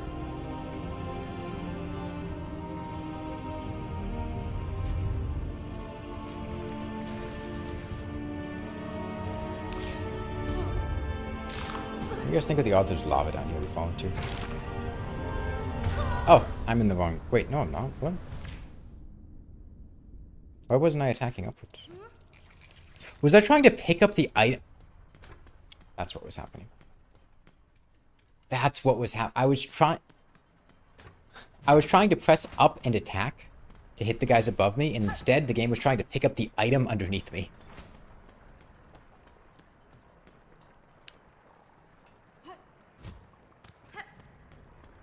Yeah, we're preparing for Mount Faye, getting the flint slate. I don't remember exactly where the flint slate is in here, but I'm sure we'll figure it out.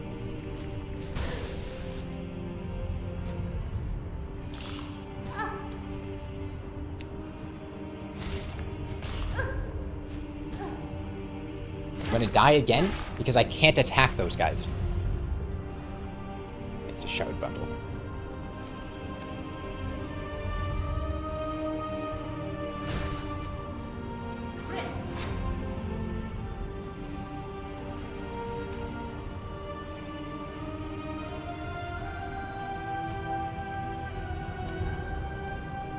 Doesn't look like it's down here.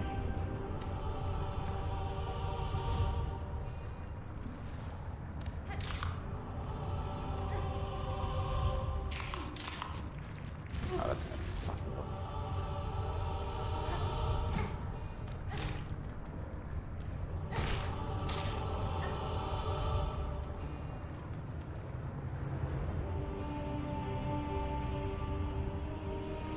I fell into the game, am I?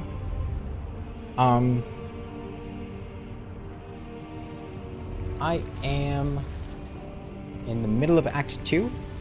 We are getting ready to go to Mount Faye.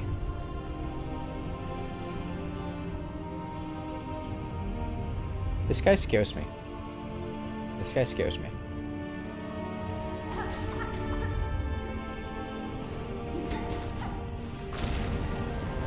Wait, use the second guy!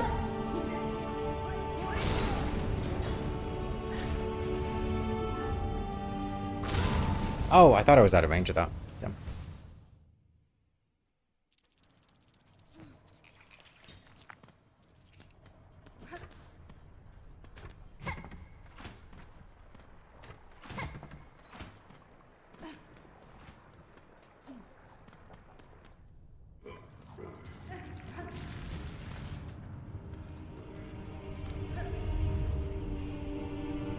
Why do those things have an unlimited supply of pocket nukes? They're using the Architect's Crest and they have a bunch of shard bundles.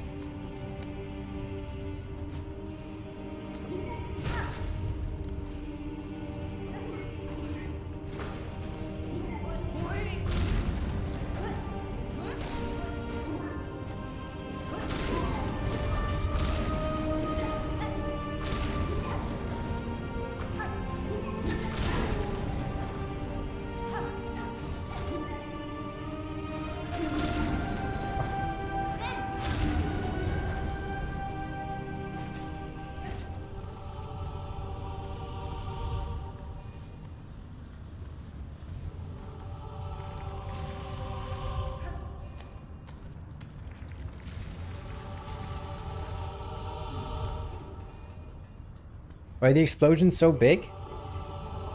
He hasn't exploded for a while. It's pent up.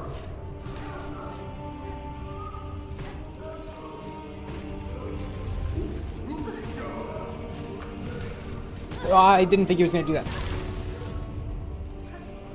Dude, we're so fucked. We're so fucked.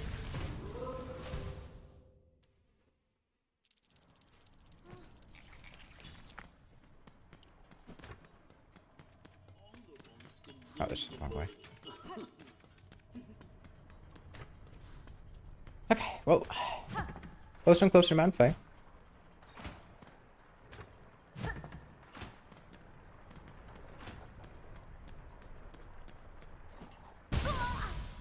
Nice one.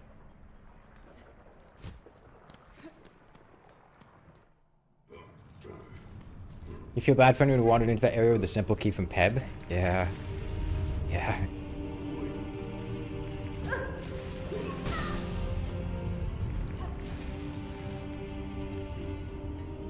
Okay, well, we're dead again, but, you know.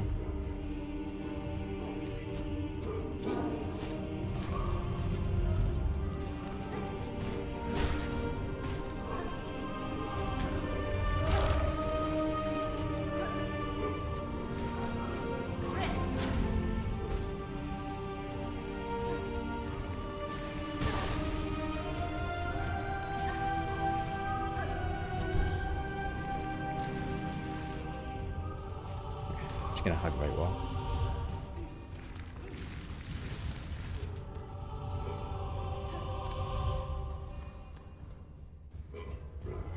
Problem that most Silksong players face is that enemies are way too overtuned. Like an enemy can fly and dodge, throw range attacks, and parry, and that's just one guy. Yeah. A lot of the regular guys have movesets as complex as, like, bosses in Hollow Knight. I thought I jumped high enough, but I didn't. You love that secret areas in Silksong are either 30 rosaries or 3 new areas with their own unique lore and theme. Hey, 30 rosaries! 30 rosaries would be that would be a steal. No. Secret areas are more like a shard bundle.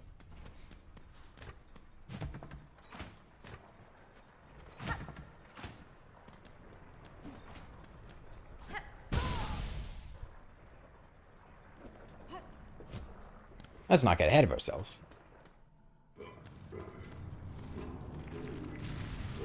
Yeah, I do remember getting that vibe at the beginning of the game. Where, it felt like I wasn't really being rewarded much for exploration at the beginning of the game. Now, I feel like that changed over the course to the mid-game and the late game. But early on, it felt like I was doing a lot of exploring, and it just wasn't panning out. It wasn't being worthwhile.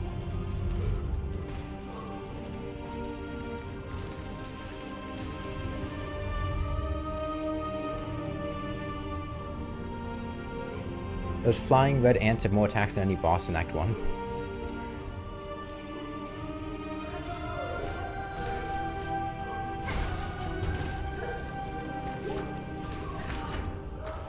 I don't think this is where I want to be.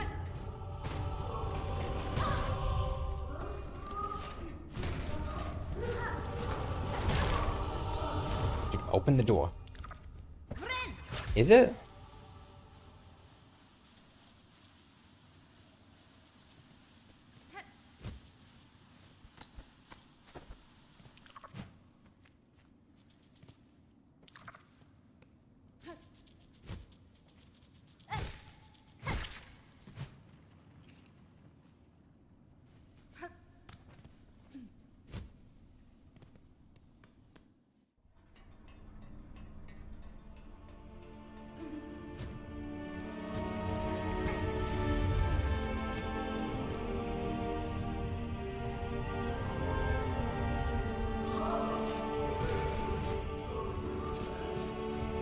That's the warding bell room?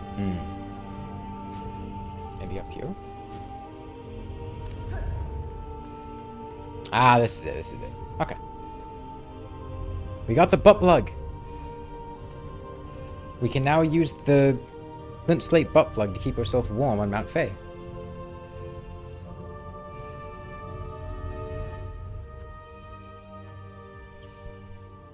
I'm not the only person that thinks that object looks like a butt plug, right? Like, I'm not alone there, right? That thing totally looks like a butt plug.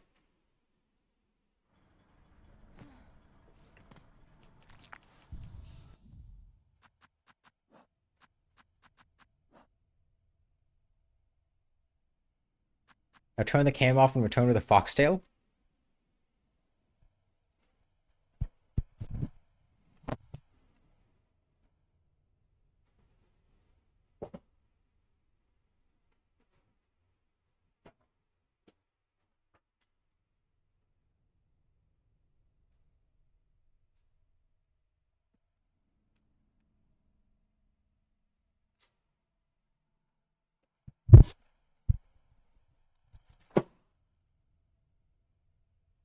So I, return with a what? I'm the only one that thinks that way. I'm not the only one that looks like a butt plug. That looks like a butt plug. You can't, like, no. That looks like a butt plug. It absolutely does. The camera stays on, yeah. And this comes out now.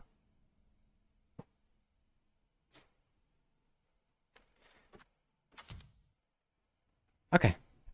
So we can use this to keep ourselves warm on the mountain.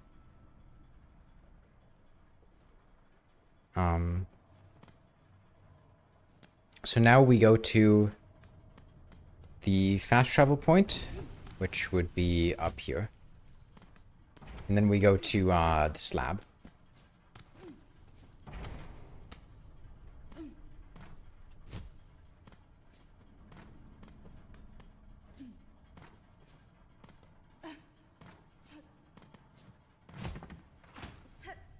The thin pouch is too short to function as one? You see, that's where you're wrong. That's where you're wrong. Anything can function as a butt plug. It's just whether or not it's a safe butt plug.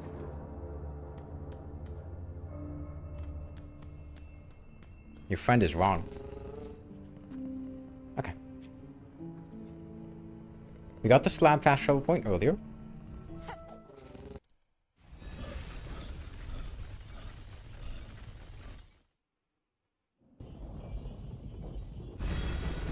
It's literally made out of molten slate.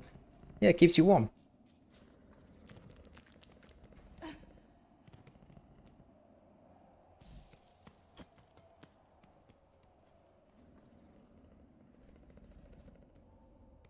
You know what? We get to shove it inside ourselves. And now we're warm. Whoops. We made it.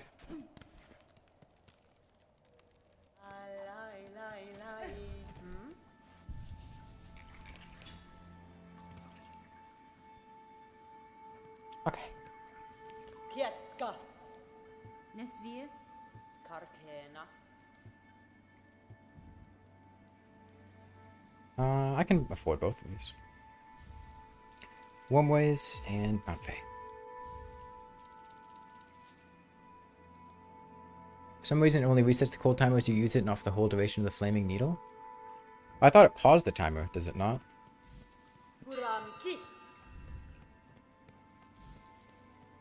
Okay.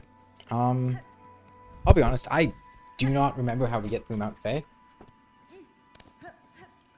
I remember how we get through Mount Fae now. There's an area up there we could have gone to. Is this just lore? I think this is just lore. Pause it for 10 seconds.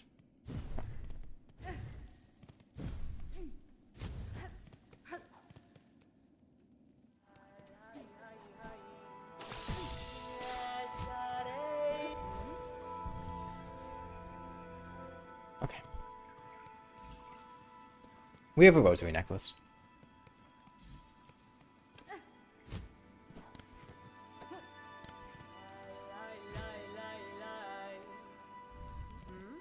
We picked one up for completing a quest, a heavy rosary necklace. Wait. I need to be in my other control scheme. I want to be in this one. If I use the flint slate, does that make the water safe? I'm actually not sure. I don't want to test it because I have limited beast shards, but... The water always does damage? Oh, that's unfortunate.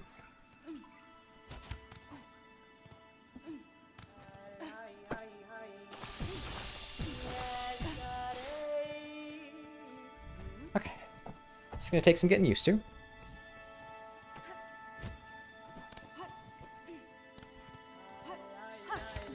It's fine though, because we're gonna have to get pretty good at this.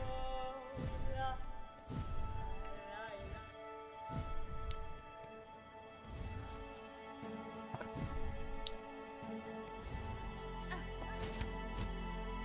Beautiful stout.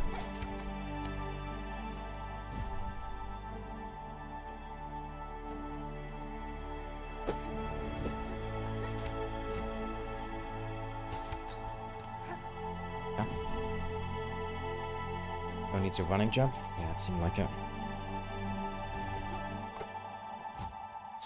Okay, now we get to go do this whole thing again. Harder than core, but less punishing in your opinion?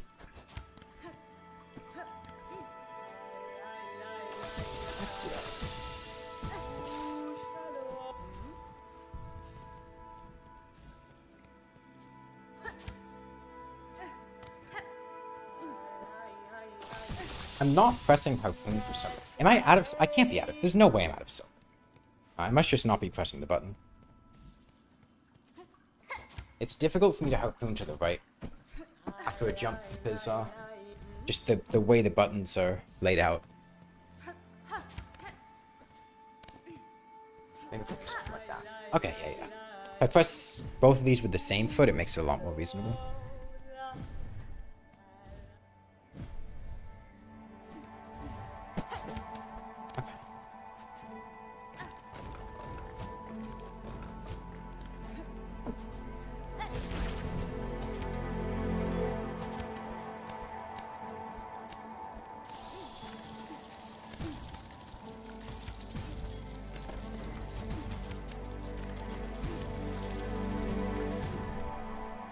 Okay. You know, flint slate would have helped there. Maybe I pop flint slate before starting that one.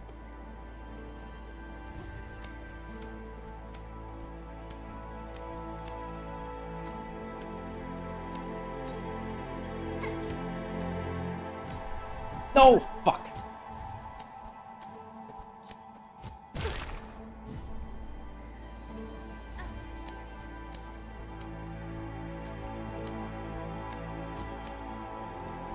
I can try. I mean, I'm... Just... No. Okay. That's not too bad.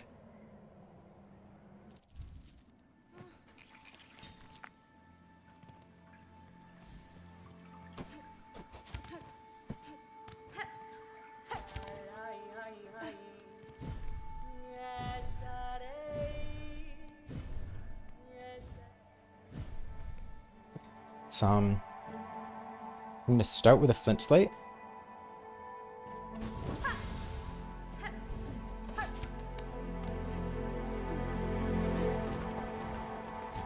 Uh-oh. Fine.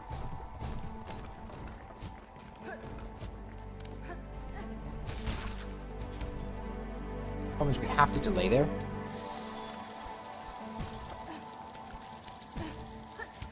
Ah, we're fucked. We're dead.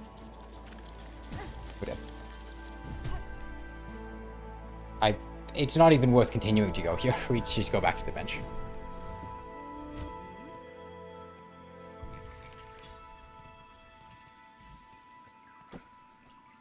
Control scheme. No, no. What is this place? This is Mount Faye.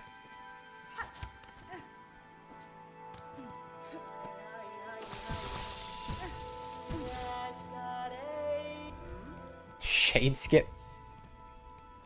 No, I don't want to try to set that up. Hold on. There was something I wanted to do, but I just misinputted it.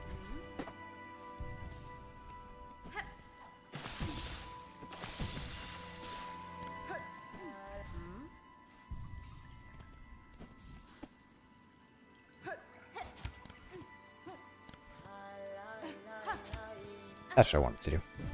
Let's press both these with the same foot. It is someone do Mount Faye without clawline using extensive cocoon skips? I'm sure it's possible, but I don't want to try to do it.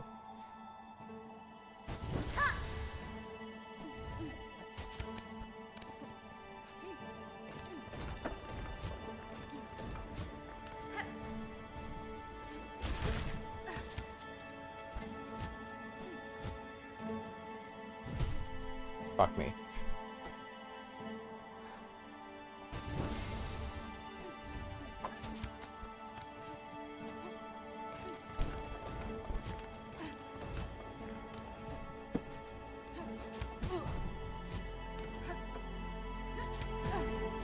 Dude, I'm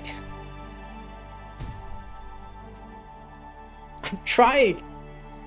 I'm trying so hard!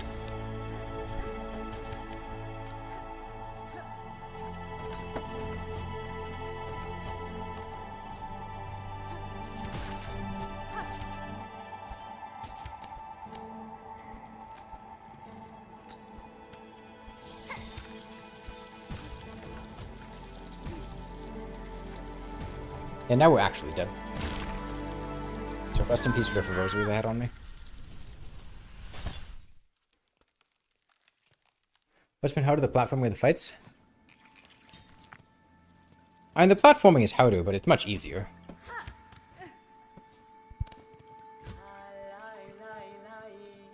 Like, platforming is generally very forgiving. You can take as long as you want, except for this one area. And maybe a couple other areas. Whereas fights, it's a lot easier to mess up. But acutely, I think that tends to be a lot more difficult. Unbind the silk spell button. I don't see how that would help me with movement in any way. But thank you.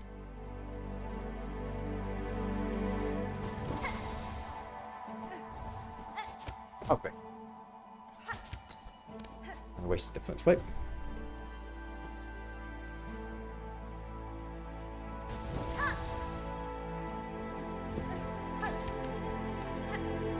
Yeah, the problem is you need to do this platforming section without, like, missing an input.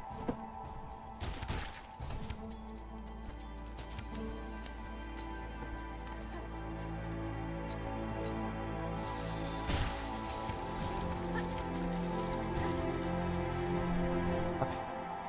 Got lucky there.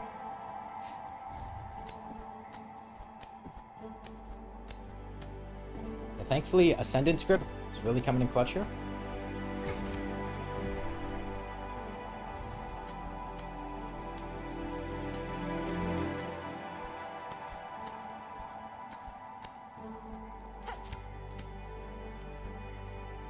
No, I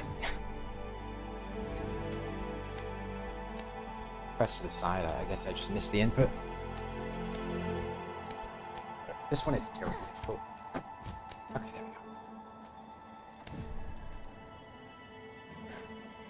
Welcome back.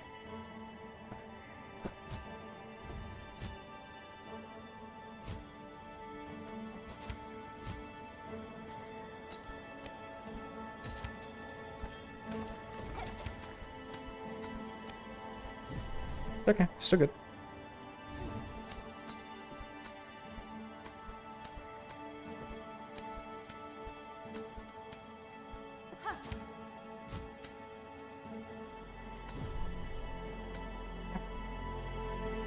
This first section is really the most annoying. You don't think it's the hardest, but it's the longest with a few checkpoints.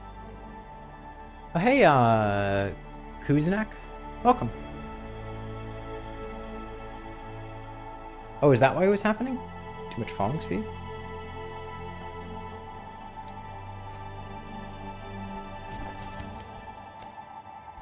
No. Dude, this is... What? What? Why is that section up there? Man...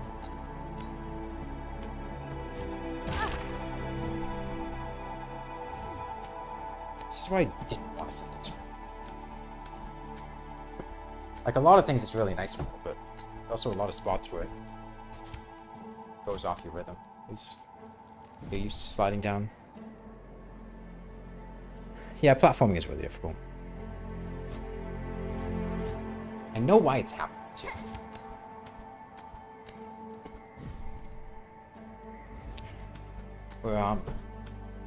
We're missing these jumps because I'm pressing buttons in slightly the wrong order. Where I'm accidentally pressing jump after and not before I go off. So what I want to do is this.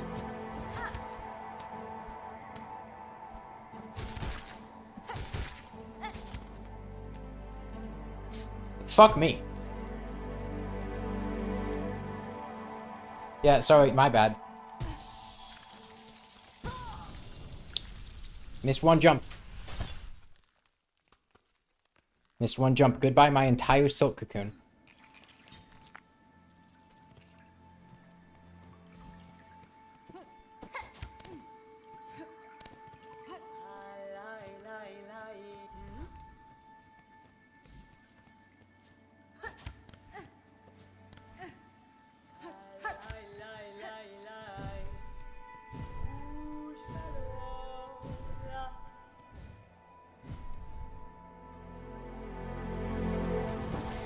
Again. Honestly, the platforming is not that difficult. It's just... it's very tight. I don't have,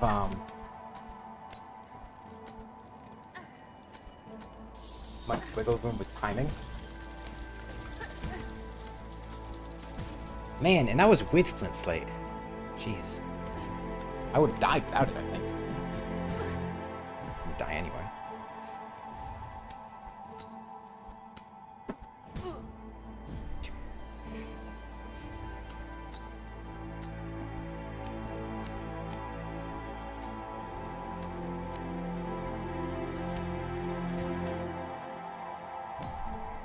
Make sure we press jump before to the right.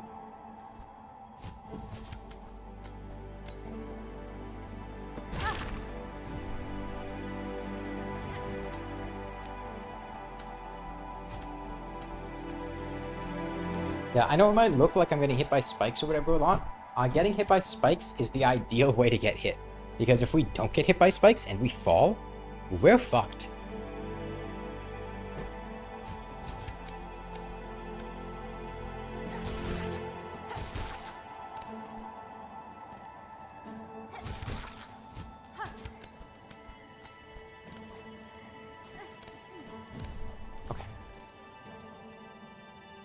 Made it to the next spot. There's a laser guy in here. He's gonna kill me. We let him.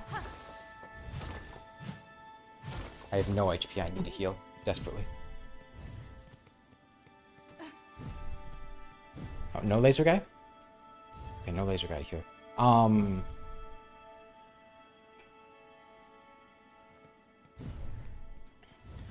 Do I need to go down here? Or am I going to die if I go down here? Clearly I can't go up, so I must have to go down. I'm going to use a flint slate.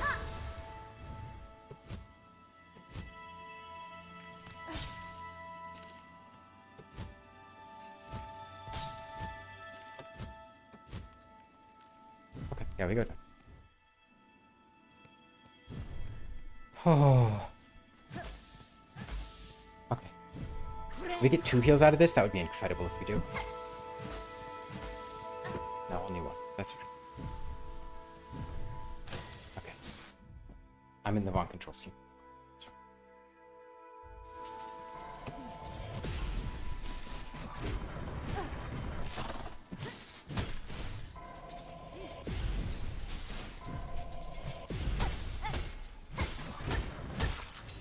Okay. Laser guy's down.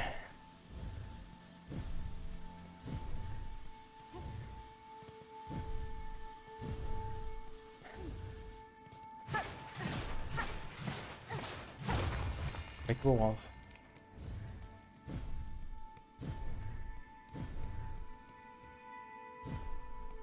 Oh, man. If we fall in this water, we're dead. We're dead.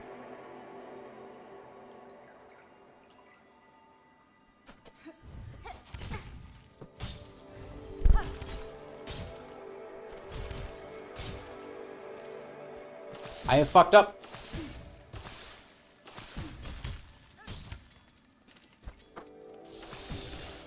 Yeah, we're dead. Sorry, I didn't know that I was supposed to go up and not left, so I just die. My bad. I made one mistake, so I'm instantly dead. I almost recovered it, but... Well, now I know where to go, so it won't happen again.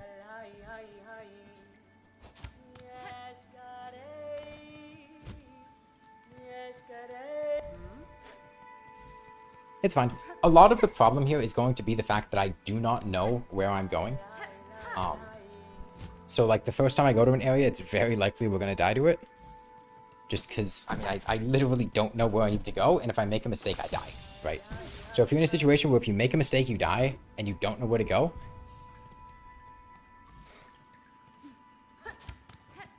You know?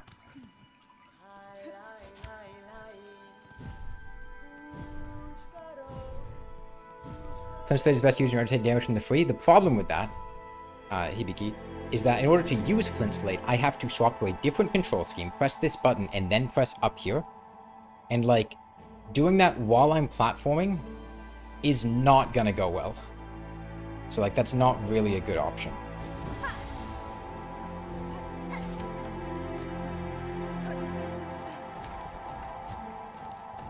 It's very difficult to input that on the fly.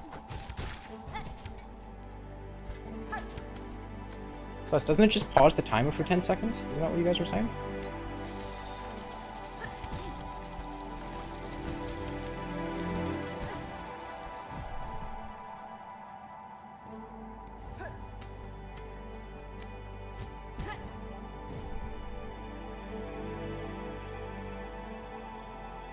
Dance pad's been slipping a little bit.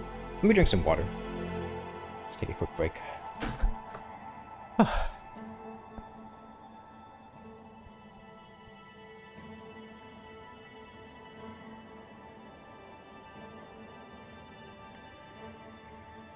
think it pauses it? You think it resets it?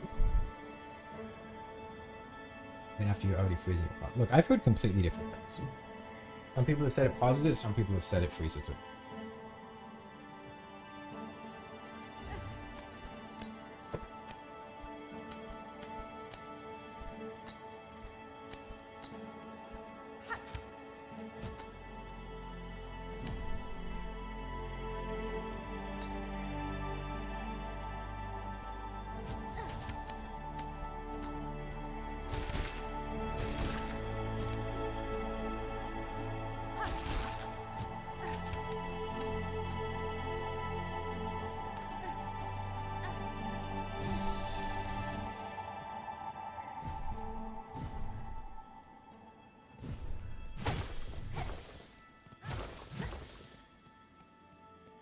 We have a while.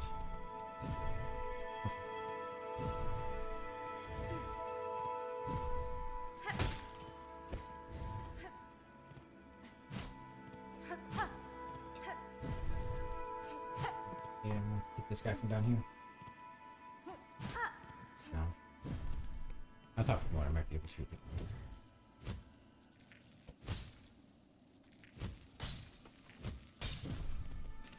Got laser guy again. Keep him in mind.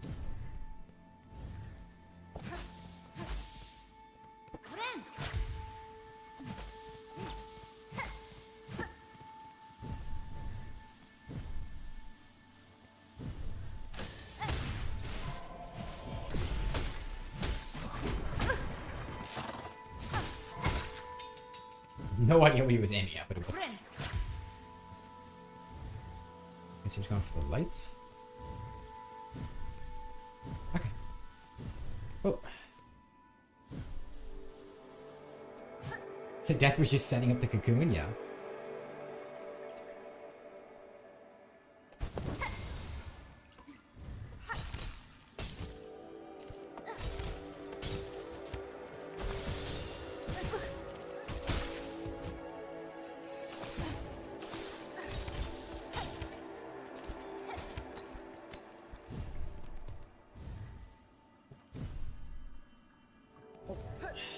It's open.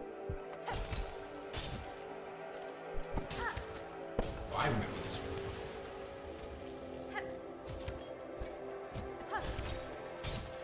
Oh, I remember this place now.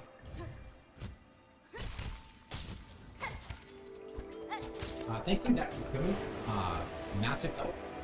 Because that means I have enough silk to spam the line several times. Isn't there a bench here? Yeah, there is. We have to go this way to get to the bench, though. It'll delay the freezing for 10 seconds? Okay.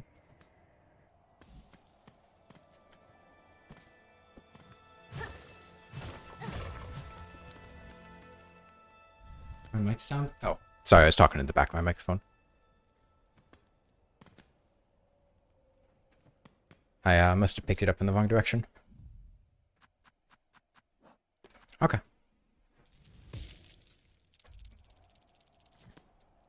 Bench obtained. Now hopefully we never have to go through those areas again. We get a checkpoint. Hopefully this is enough.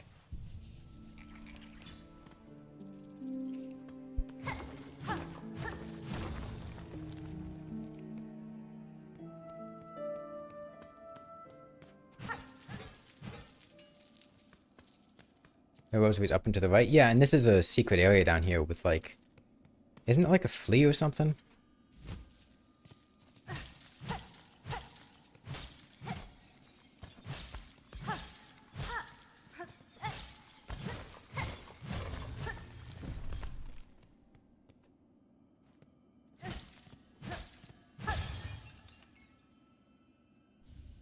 Oh, the memory crystal. That's right.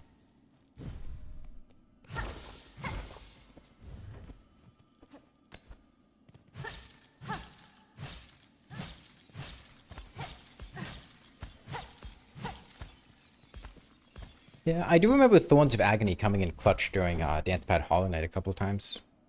But I don't think Memory Crystal's quite going to live up to that. And it's not like Thorns of Agony is a good charm to begin with.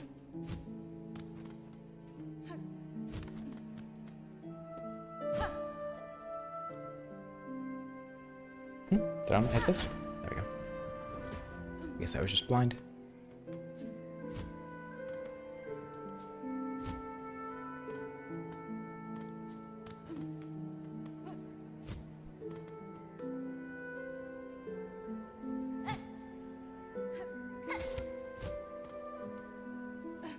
This is kind of tricky. There we go.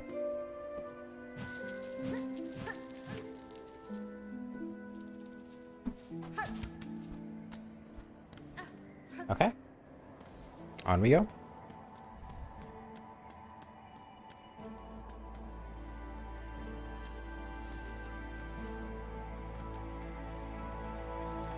How to beat Injected Band plus Fractured Mask, and most crests only have 2 blue slots. The biggest L on Mount Fae was destroying the last crystal that protects from cold with Claw Line. Yeah, I think it's silly that you can destroy the things that protect you from cold. And like, you don't even get anything out of it, it's just...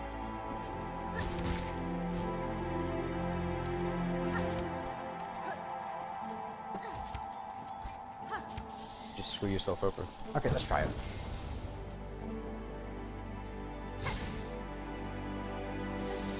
No, that definitely just pauses it. I think I can guarantee you that does not reset the timer.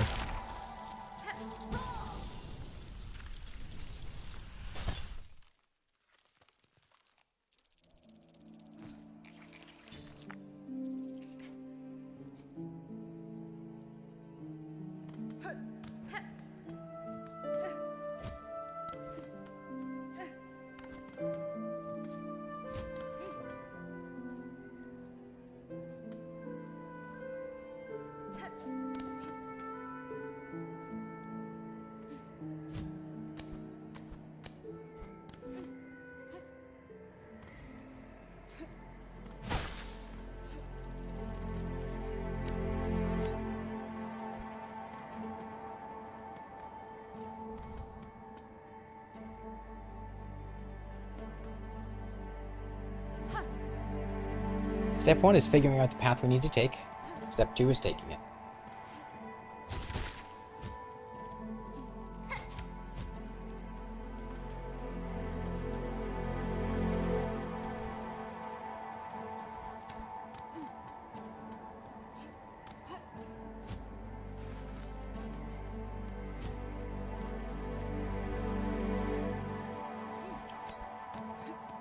I mean, honestly, it's weird in Silksong how dying, you know, speed aside, is, uh-oh.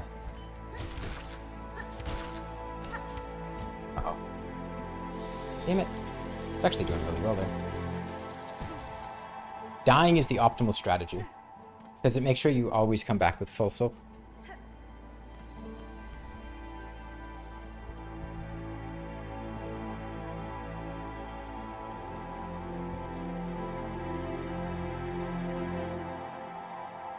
Okay. Yeah, I can chain these back to back pretty effectively.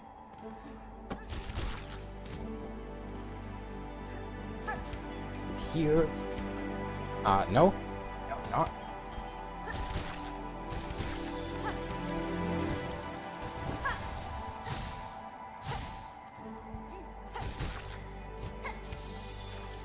Dude, it's like the game needs me to take a leap of faith in order to do anything. I swear, man. Like, it's like I need to preemptively know where I need to shoot my claw line before I see the target. Where am I going? It could be left, it could be right, I could need to go down a bit, I could need to go up a bit. I don't know, and I have to decide before I can see it.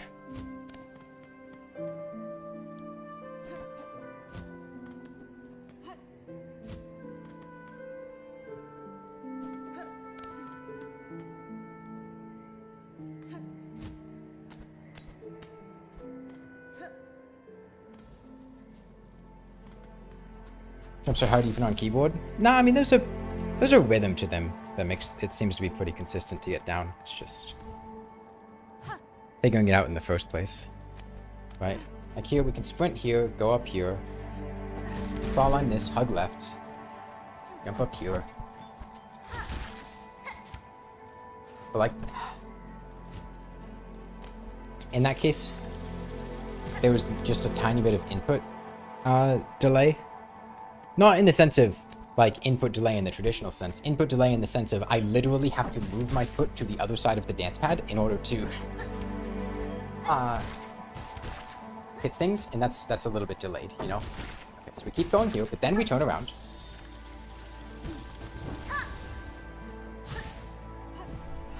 I didn't need to flint slate there, but it's fine.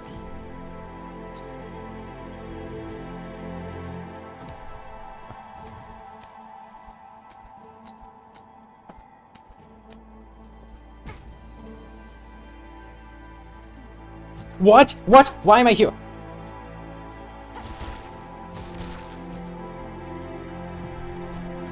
What the fuck?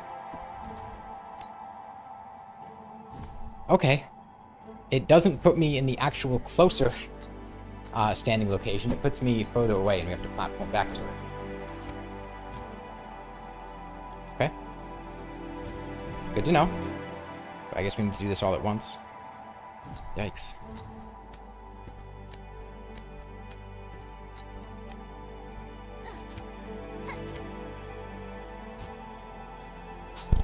Okay. Ah, we're good. Unfortunate, but them's the rules.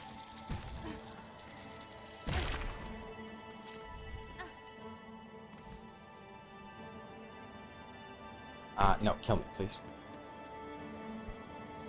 Squeeze me to death, please. Please, I want to come back with full HP. Please kill me. Please kill me.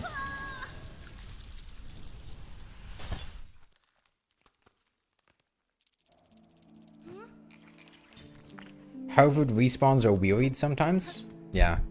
Yeah, you're right about that.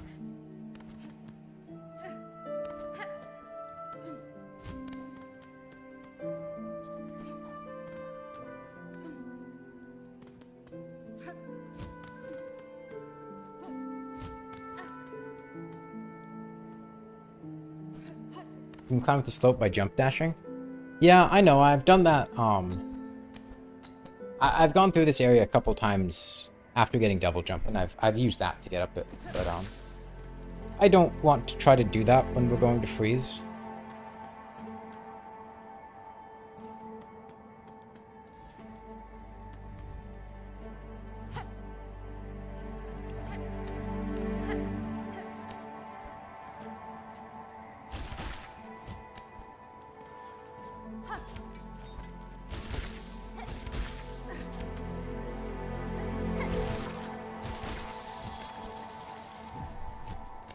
Made it full HP.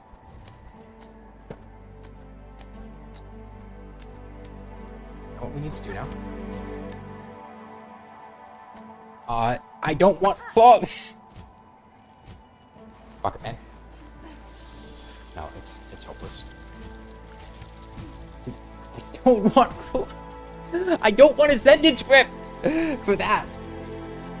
Dude, Ascendance Grip fucked me over so much there.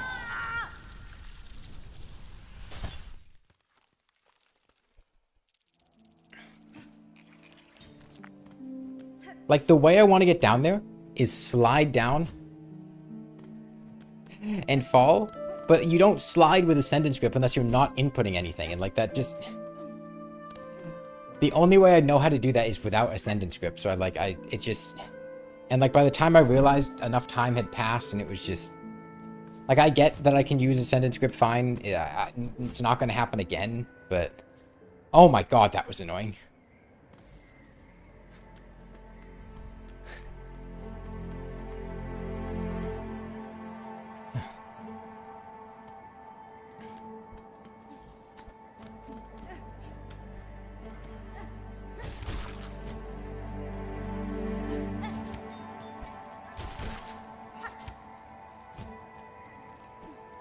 Now we don't have any silk coming in here, which sucks.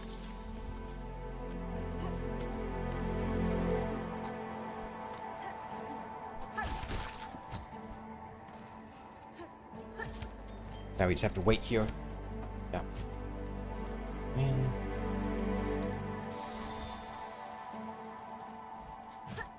Like, this is where the harpoon taking silk really sucks. Because we literally just have to wait here in the cold until we recharge.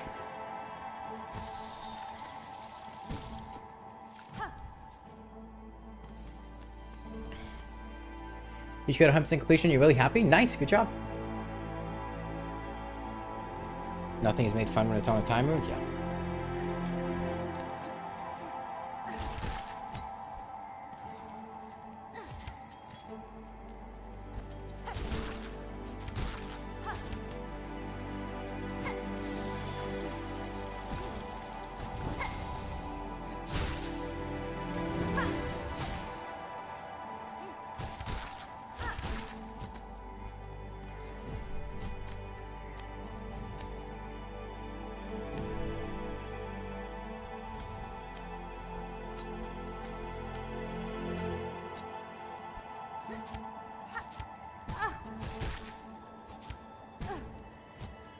Dude, I'm gonna...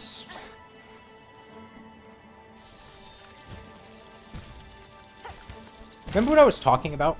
About how the game... You need to know what you need to do before you do it. So it's like... Like in that situation, it's entirely possible that I could have made that on the first attempt. But I have to just guess. I have to guess whether or not... what's coming next? Like, how am I supposed to know that I need to delay before those ones? There's no way for me to know until I start doing it. If I don't need to delay, then by trying to delay, I would fuck myself. I would be completely screwed, and I would miss it. I just have to guess, and it's like a 1 in 3 chance I'm correct.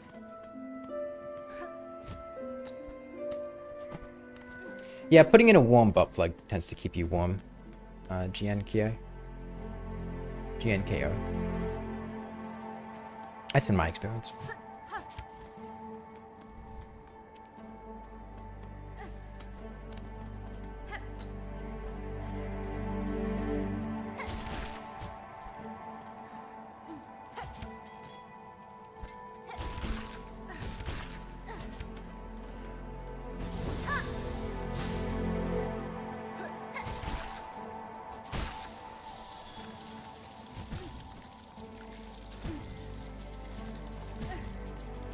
Silk Cocoon screwed me over there. I'm just gonna rest at the bench and come back. Okay. That's fine. We're actually running out of flint slate uses, so we need to be careful with them. We only have 100 something left, and we still have shard bundles and stuff. It's not completely dire, but we do have limited uses of them, so.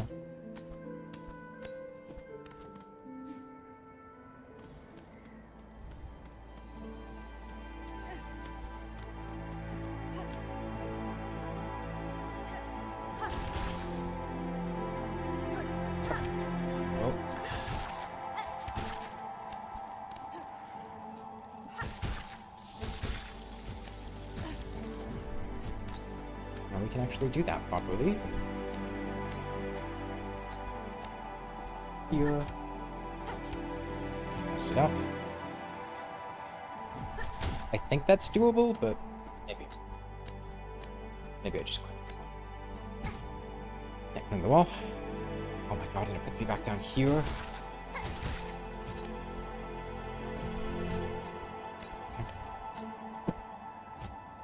Stop it.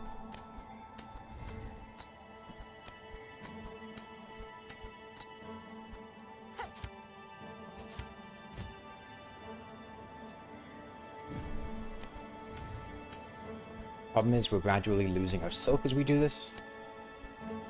Just gonna make...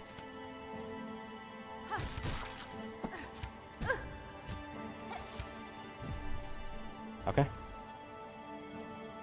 Made it to the next room. I think this is a float down situation. it is, but I don't know which direction I'm floating in.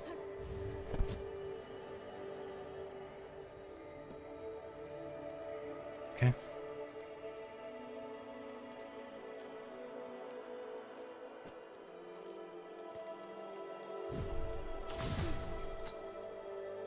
There's water, because of course there is.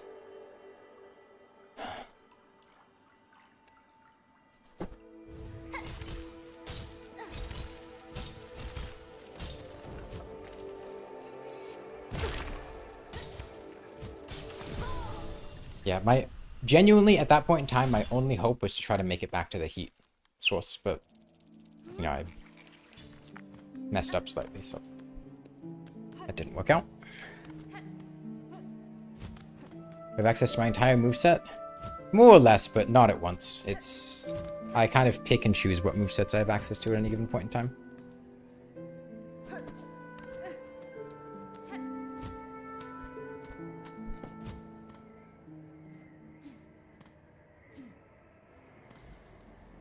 Buy Cocoon? No, I mean, I'll get my Cocoon back. It's just... You know what, honestly, I'm just gonna eat a Silk Eater just so I actually have Silk, because trying to do this with one Silk is so annoying. I see that no claw line mount favored? Nope.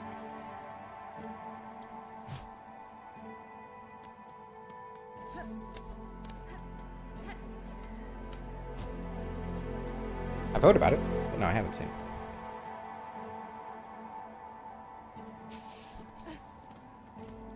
Okay.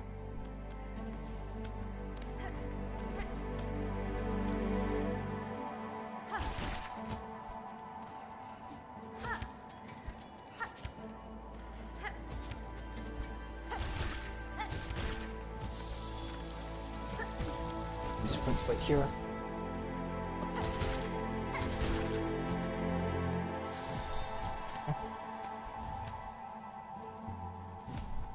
One more time.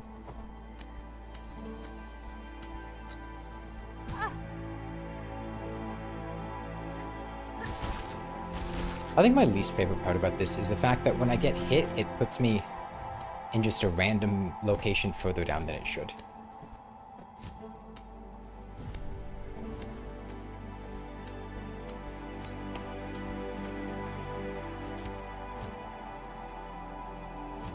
Misinputted slightly, so... Okay, I think that's the strat, though. Float down, then harpoon.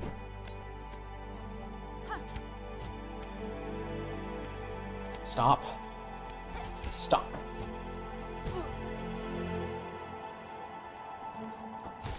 Sentence script's going. Blood boil.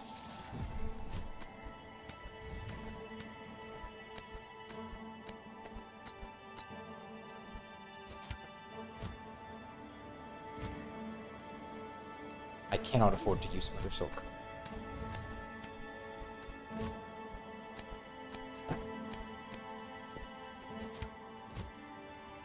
Dude. And we're dead. We're just gonna fall.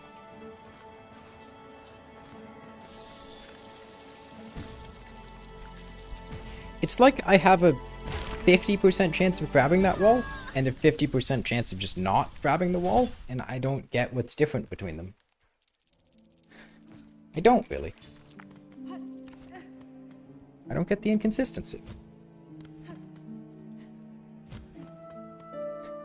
It's like getting over it. No, if this was getting over it, we'd go back to the very beginning each time. It's alright. We knew what we were getting into before we started. And we are making progress. This is nowhere near as bad as the Path of Pain. If you guys, I imagine not very many of you were, but some of you may remember back when we did Hollow Knight, and I did the Path of Pain on a dance pad. Yeah.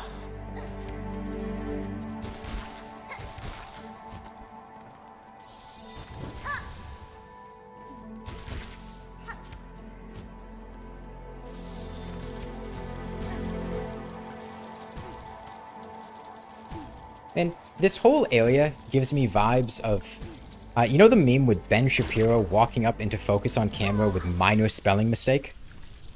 This entire area gives me the vibe of minor spelling mistake, except instead of spelling mistake, it's like, oh no, you pressed one button wrong once. Your entire run is fucked.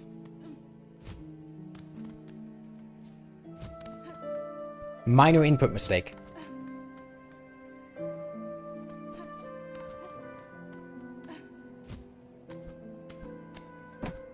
Checkmate, liberal.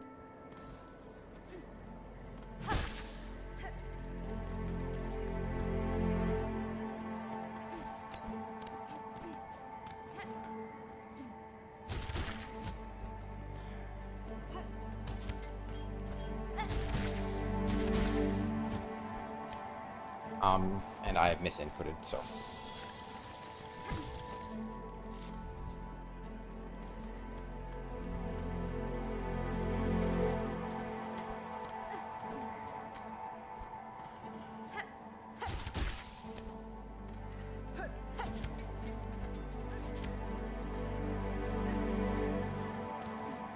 And yeah, because you have to play, not necessarily perfectly. You do have a little bit of wiggle room, but there's very little, especially on a dance pad.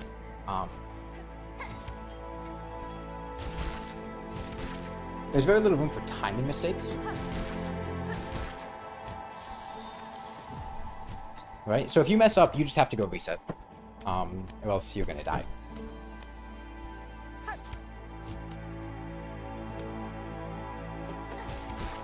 Okay.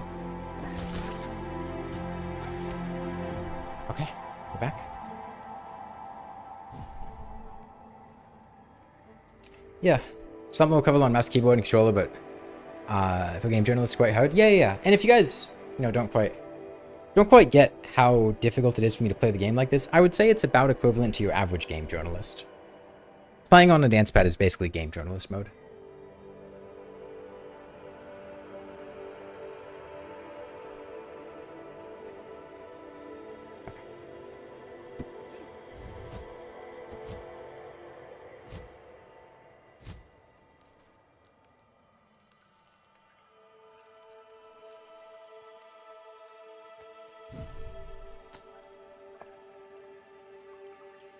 So there's a right wall that we're going to need to bounce off of later. Just keep that in mind.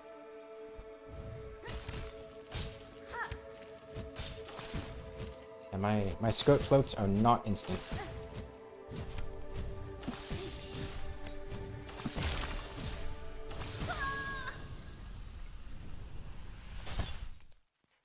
I'm sorry, did you miss input? Did you die?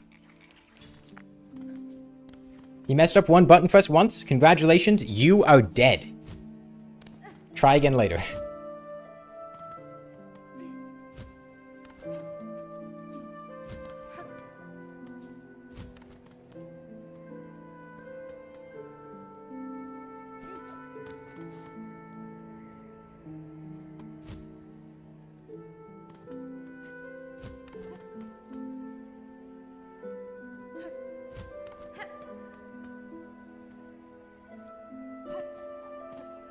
Yeah, but the problem is there's literal input delay in the sense of it takes me time to move my foot to the button, especially like claw line is here, float is here, and these are the movement buttons, especially if I'm going left, claw line, it takes forever to hit float.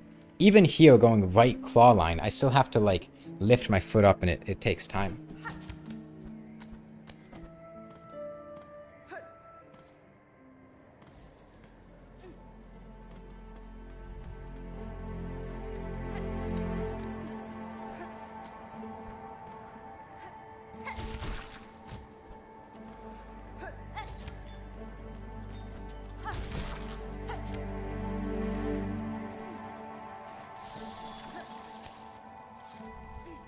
Good. Celeste would probably be the hardest game to play on a dance pad. I mean, Celeste really isn't that difficult until you get to the late game stuff. We've actually played Celeste on a dance pad. I don't think I ended up beating the game because it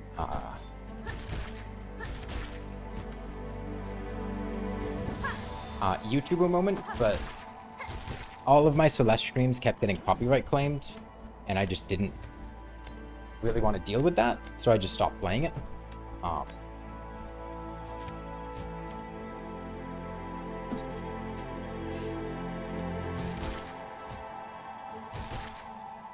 And I never made a video on it either for the same reason, but I did like the first 6 levels, maybe? How many levels are there in Celeste?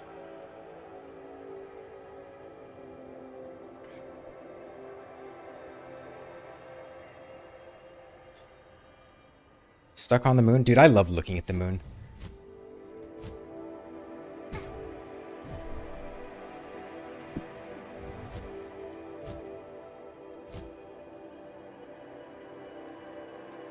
Okay. So our silk cocoon will be here. Let's grab that. Let's try again. We know what we need to do.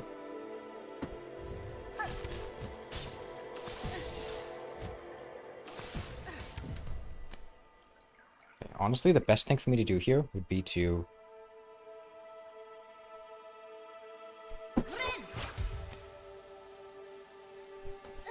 swap back.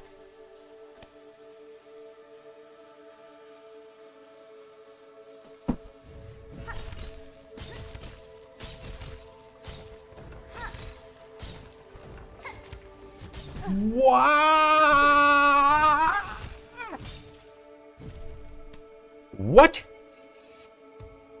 What? That is a super high jump I need to make.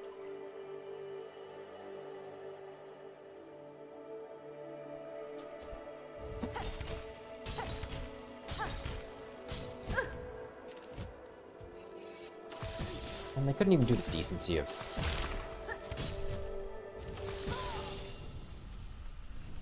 I'm not going to do that, Nick.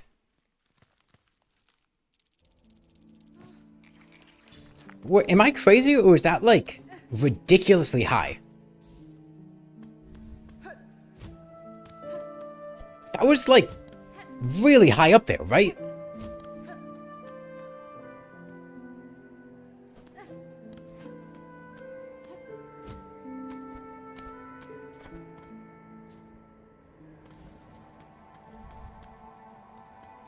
Was I missing something there?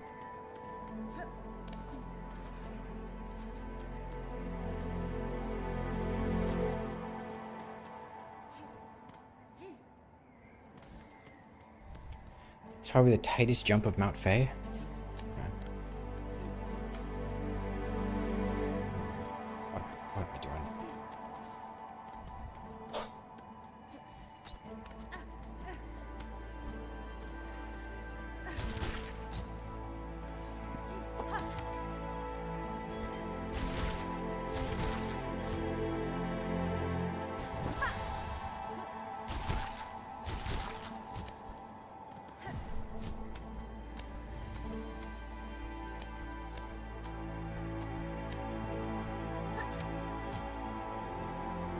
Oh my god, that is why it's infuriating me so much. So what's happening is that I am trying to hover up against that wall. But the game is considering me to touch the wall, so it cancels my hover, but it does not grab the wall. So it literally just cancels my hover for nothing. That is why I've been getting so annoyed.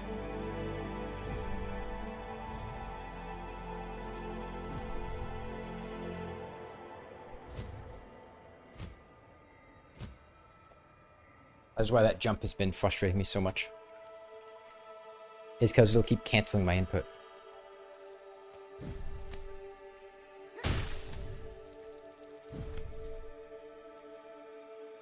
Oh, okay.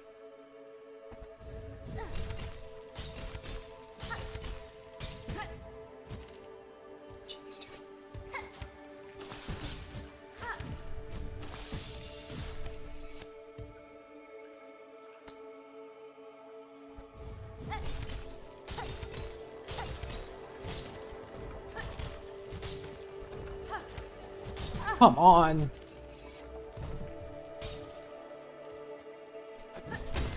No! Fuck. Fuck, fuck, fuck, fuck, fuck.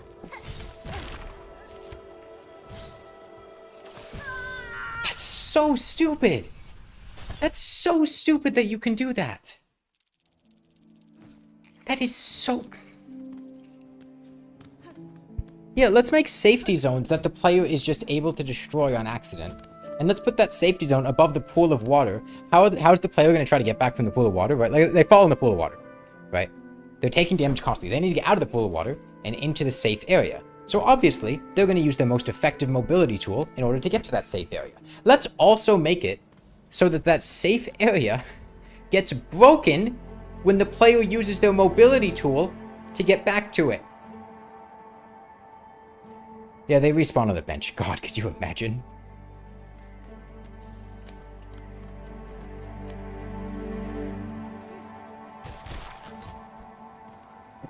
There is no reason these things need to break.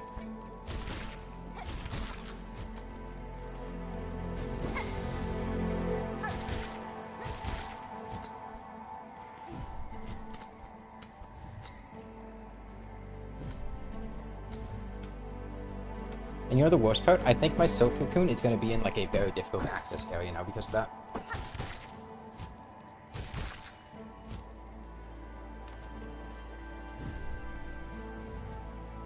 You going for any ending? Dude, I'm just playing the game at this point. I'm not going for anything. Any ending, true ending? Dude, I'm just playing the game. I'm not... I don't have aspirations of anything except what's in front of me. Yay! And now you know the only way to get our silk cocoon back?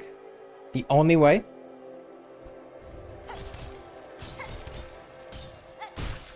Is to fall back in the water.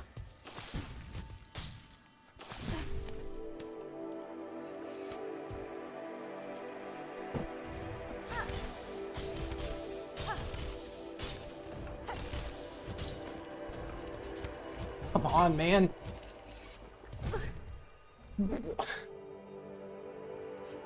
Okay. Okay.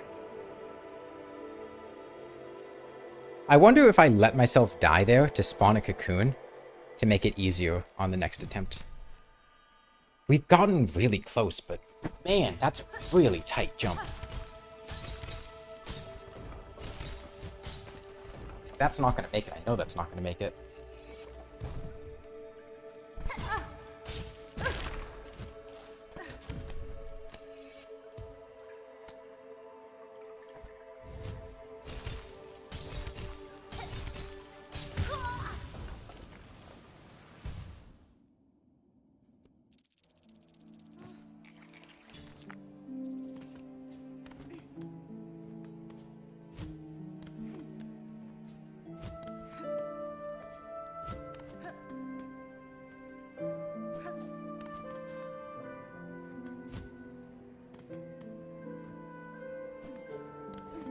Well, you know, on the bright side, I bought some pizzas from the grocery store. I got some DiGiorno pizzas in the freezer.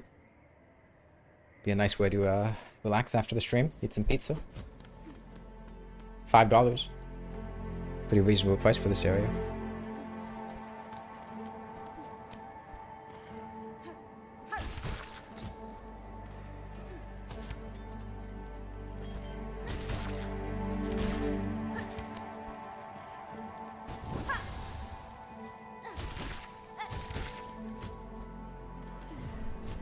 What's the most annoying kind of chat message when you're streaming? It's usually people that, especially when you're doing something that's a little bit frustrating or difficult, immediately come into chat like backseating or trying to tell you how to play the game or like suggesting you do stuff in just a way that's very frustrating. Mount Faye is pretty chill.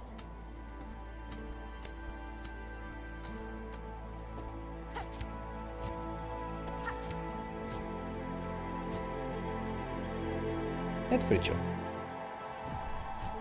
There's not a lot going on. It's just... I like Mount Faye a lot more once you have the Faye down cloak and you don't have worry about freezing. The freezing mechanic, a little bit annoying. I get why it's there, but I find the area a lot more enjoyable once you remove that mechanic.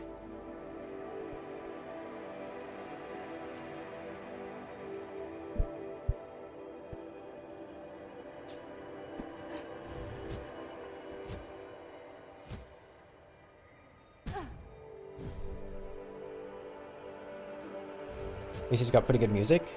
Yeah. I can't really hear the music too well because it's, I don't have a headset on. And there's a bit of volume, but it's not really super clear. But hopefully you guys can hear it well at least. Is the audio balancing and stuff good? Any issues there? Okay.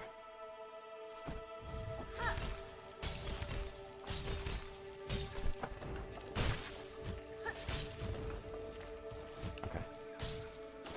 Silk Cocoon kind of screwed me over there, but it's okay. It's okay.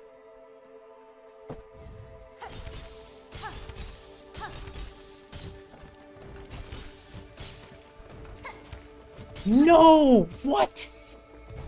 That was so clean. That was so clean. Dude, what? That is such a tight jump.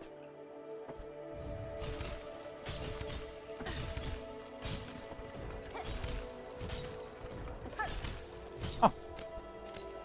You know, maybe it's not that tight of a jump. You know, upon reconsideration, maybe it's not that. Dude, we're gonna die here.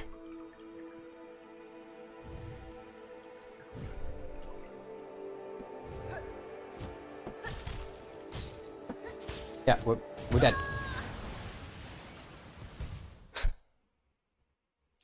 I got close enough to break it at least, but I didn't get enough height. And I'm literally one hit. Rest in peace, those 200 rosaries, by the way. Like, there's no shot we're getting those back. It's not over yet? Oh, no, no, no. We're nowhere near the end. That wasn't the end. Don't worry. There's still plenty more to go. We made progress? No, we didn't. We did not make any progress. The only progress we made is that we made that one thing in the water fall down, and that'll stay down. But that's it. That is the only progress we made. Otherwise, we're back in the exact same position.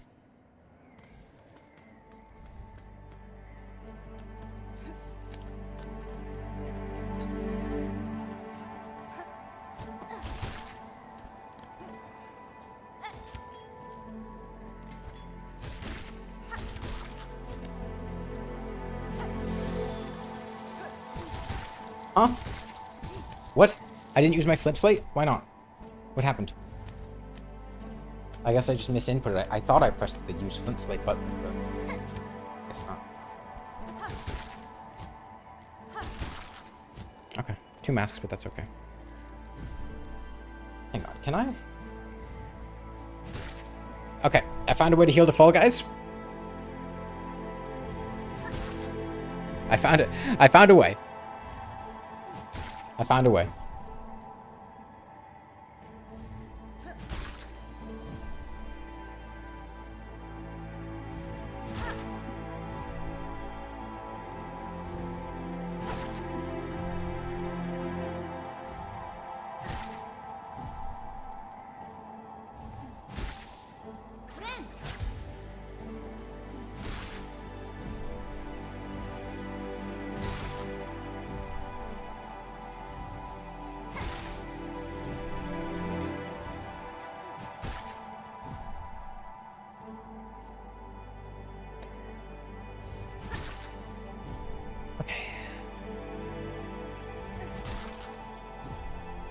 Ball heal plus silver harpoon, yeah.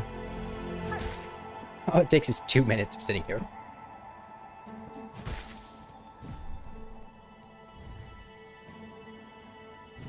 Actually, I should do it again. Oh wait, no, that's right. You don't have your spool your silk extended if you don't have your cocoon. So forgot about that.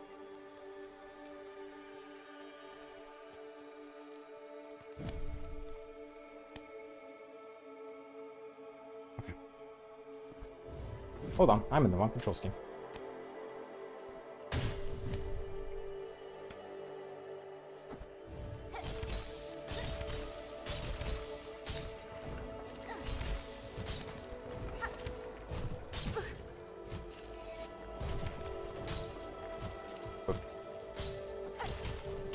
We need to go back.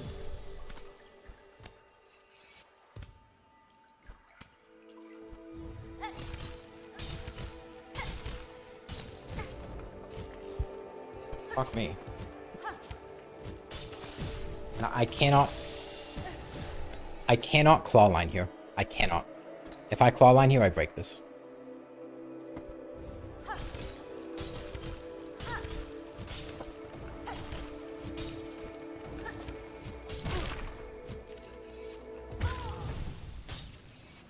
Well, maybe our silk cocoon is in a spot that makes this easier.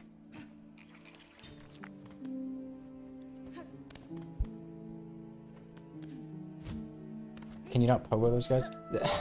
So like what I was talking about earlier, I feel like I really don't like people phrasing stuff in the form of a question. I feel like that is what annoys me a lot when streaming. Is because it kind of carries this implication of somebody looking at what you're doing and going, why the fuck are you doing that? Can't you just do this instead and it's way easier?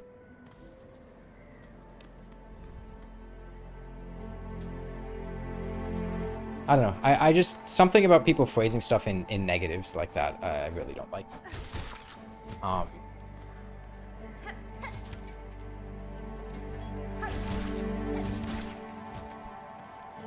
I find very annoying.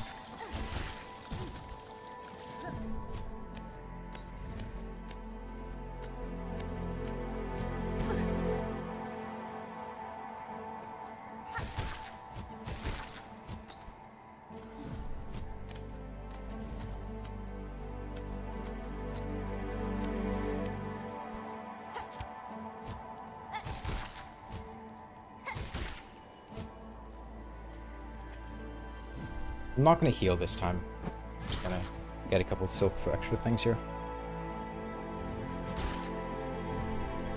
Actually, I will heal.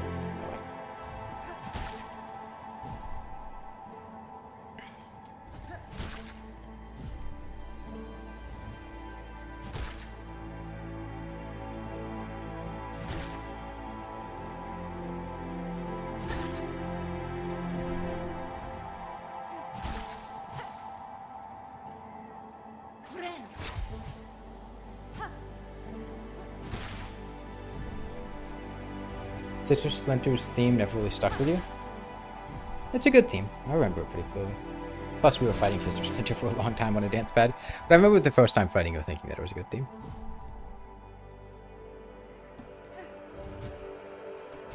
Yeah, I'm hoping that the cocoon is positioned in a spot that, we can pogo... Well, no, because we can't pogo off it because we'll claw line into the cocoon. I'm just hoping it's positioned in a spot that's useful.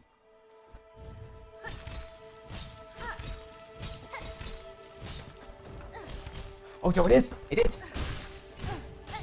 Fuck you. Fuck you. Fuck you. I hate this game.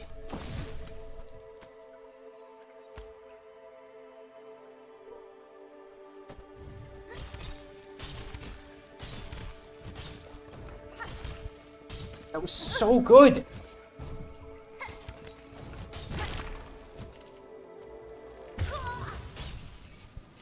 That is so irritating, dude.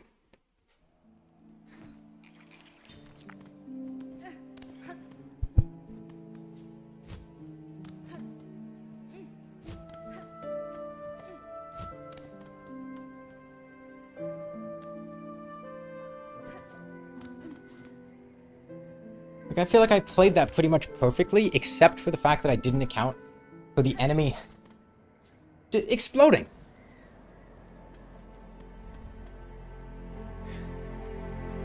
Why does the enemy explode? I don't fucking know, man.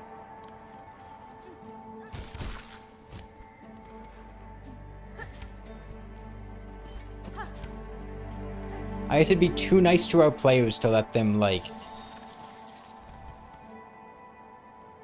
be able to exist near an enemy for more than half a second.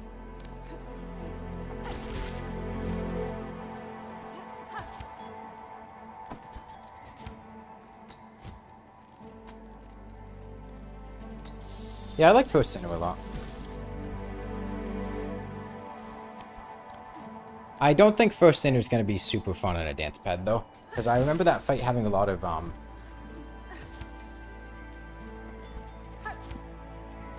She does what I call the Nightmare King Grim backstep a lot. which is enemies moving just barely out of range of your attacks. Constantly. And that requires you to constantly need to dash to her, or you can kind of claw line it, I think, but it's really difficult to do that on a dance pad. No, I know Sinnoh isn't mandatory.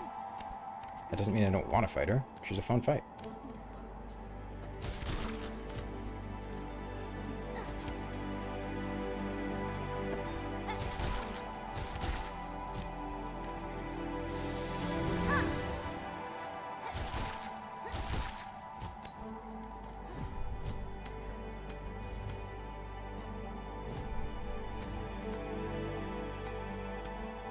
Well, she does give you a pretty damn good spell, so... I don't know, man. I keep playing myself. I know what's gonna happen. Like, what's happening there? I'm not doing anything to cancel my hover. The game just cancels your hover if you happen to hit the bottom of a ledge too close to, too far down to grab it, but too high up to be considered floating. The game just decides to give you a big middle finger and cancel your hover. Which, in this particular location, is really annoying. Because ideally you want to just hover down there. But you can't just hover down there. You can't. The game won't let you.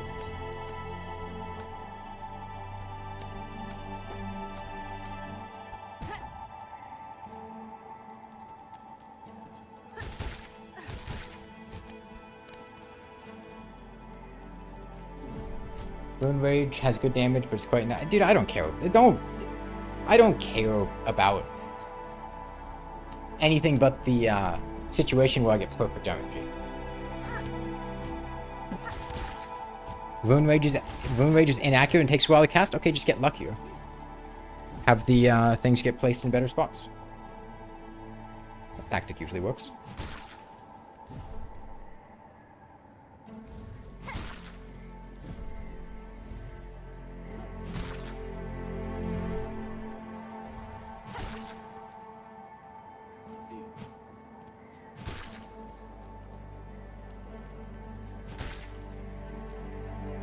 I think I preferred doing the Path of Pain to this on a dance pad. Don't get me wrong, the Path of Pain was way more difficult. It took way longer. I think we were doing the Path of Pain for like 12 hours or something. But I don't know. It wasn't nearly as irritating. It feels like every time we mess up here, it's irritating. There's some mechanic designed in such a way that just annoys me. Right, I fall in water and freeze to death. I'm on a time limit. The enemies just explode if you happen to be nearby to them and leave lingering spike projectile. Like, there's just so much random, like, irritating stuff. Path of Pain had way more checkpoints. Oh, I never died in the Path of Pain. We had Hive Blood.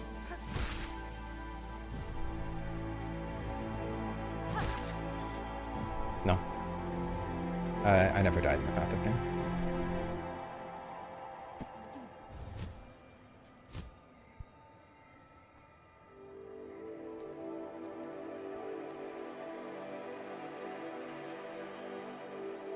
But even if we had the infinite life thing here, that wouldn't work because eventually I would run out. Like I'd fall in water or something and I'd die. Right?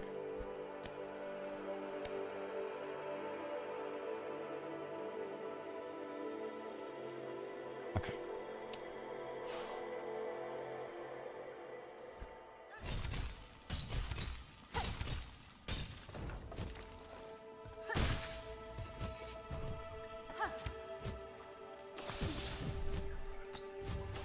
Oh.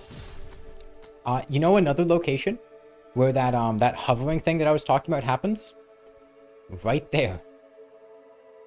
Right there.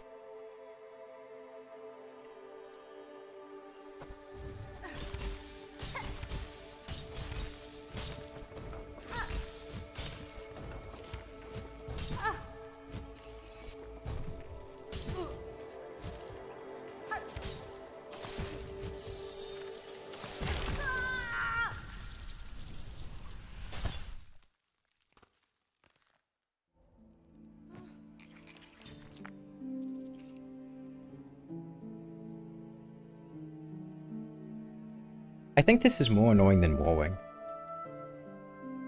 Is it more difficult than Warwing? I don't think so. But just every time I die, it's just something that makes your blood boil.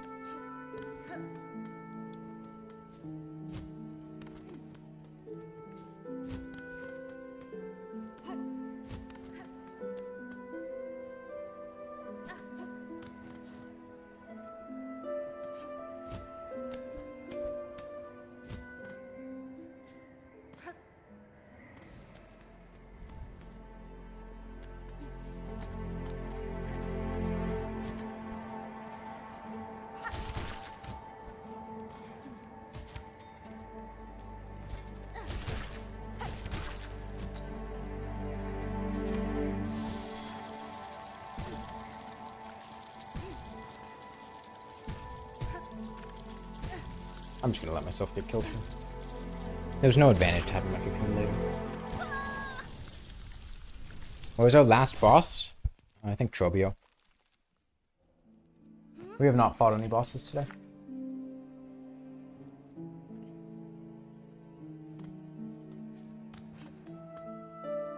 You know, after getting Trobio, the goal has been to get to the top of Mount Fae to get the double jump.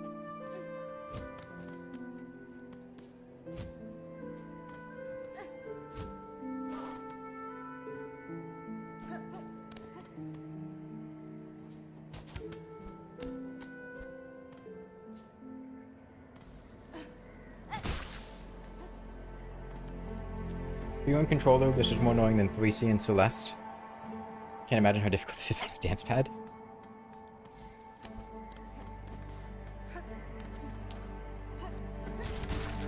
I'm pretty good at doing stuff on a dance pad. I have an advantage. I could not imagine if I was starting on Silkpad as like my first game. It was Silksong as like my first game playing on a dance pad. I would have given up by now.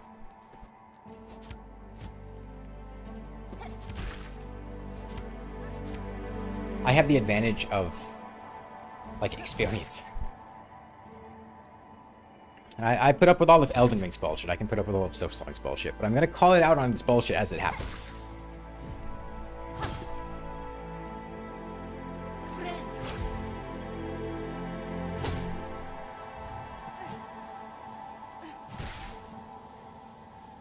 What did I even do differently the one time that I got this jump? I don't even know.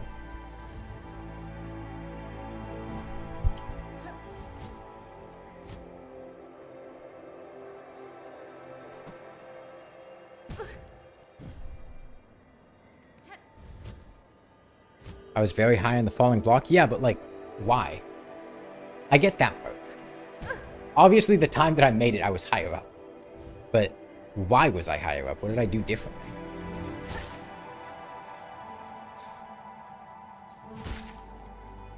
That's what I don't know.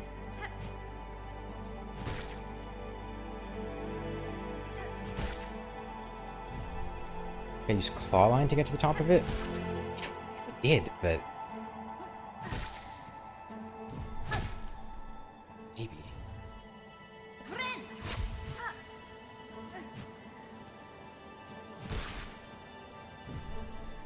I quickly beat Melania on a dance pad. Yeah, but anything Godskin Duo and later in Elden Ring has a little bit of an asterisk, because at that point in time, I think I got sick of Elden Ring and just started using Mimic Tier on the bosses. So it was like Melania with Mimic Tier, which is a lot easier than just Melania.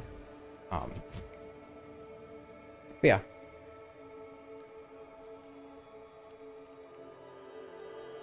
And I started doing Elden Ring's DLC, and then 1, it was miserable. 2, I stopped because my dance pad broke.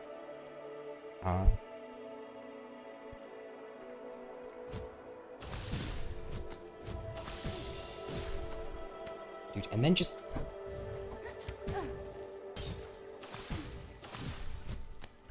getting down here, accidentally falling, and then being met with, oh, by the way, you can't just get back.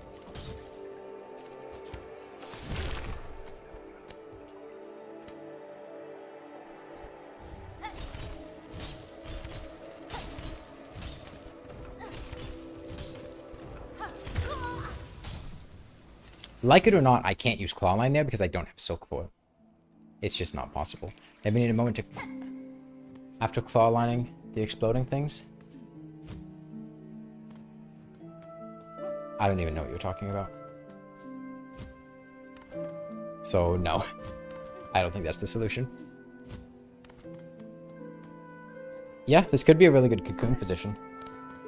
I think what happened last time, I think I could alleviate that if I pogoed after getting hit, because it kind of leaves the spikes. That might put me up far enough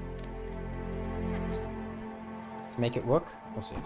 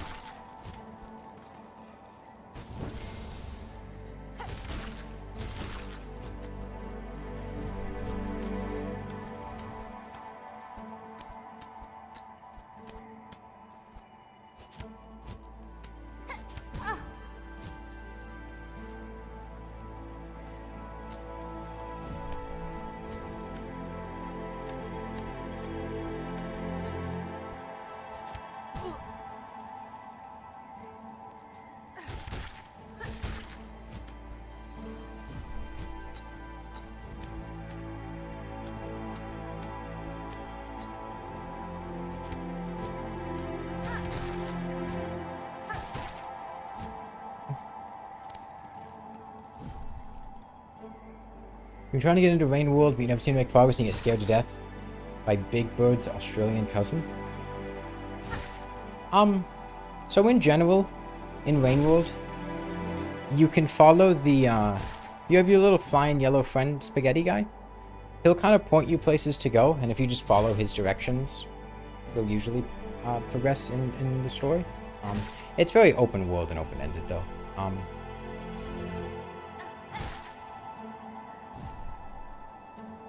Those birds aren't really...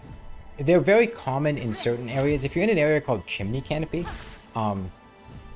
okay, so Industrial Complex connects to a lot of areas. Chimney Canopy is one of the more difficult areas that it connects to. If you go back and look for a different spot, a different area, it connects to like 5 different areas or something. I think 4 without the DLC, but...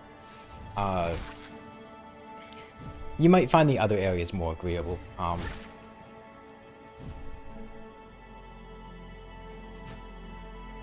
Jump up into the spikes above the safe zone to reset back to the... Found silk. Why the fuck would I found silk? Dude, I'd rather just die at that point. I would rather die. I would rather die than live and be forced to come out here and farm fucking silk just to be able to use my claw line a second time.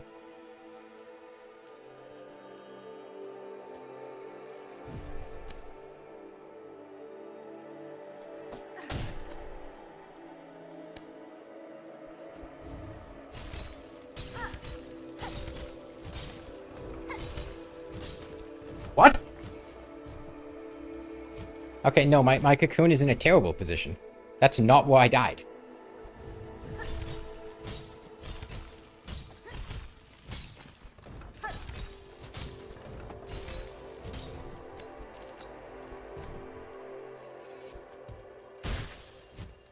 Okay. I think the claw line did help a little bit. Okay.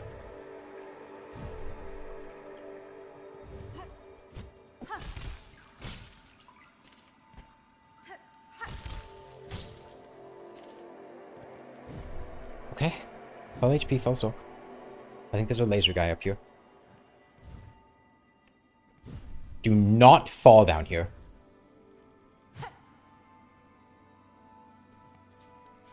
If we fall down here, we, like, completely reset.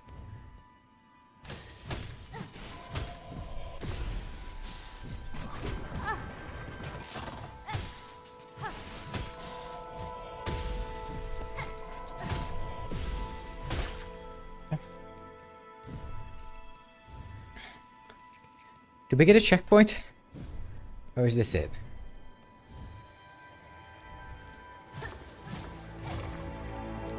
Yes, we get a checkpoint here. Oh boy. Yeah, I remember this spot. I remember this spot.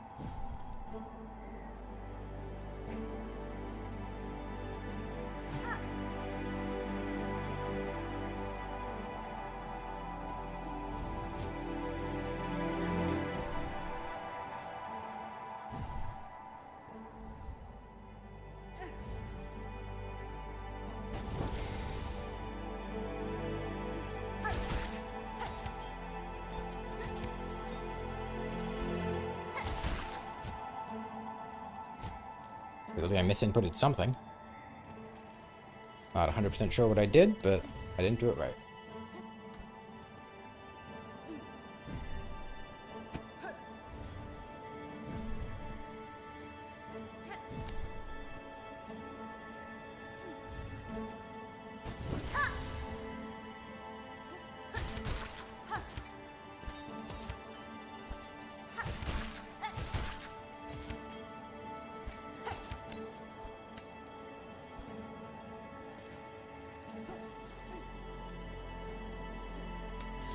Wait, is it here? Yes.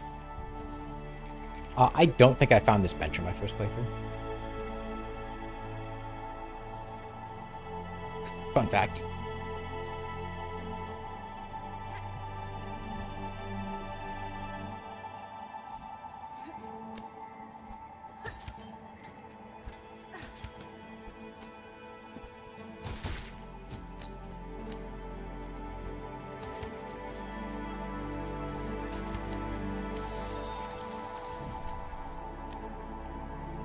Oh, genuinely be hell? Yeah, it was. It was. I had to go up this entire thing at once. Oh, there's wind! I didn't realize there's wind. I can't just float because wind will send me backwards.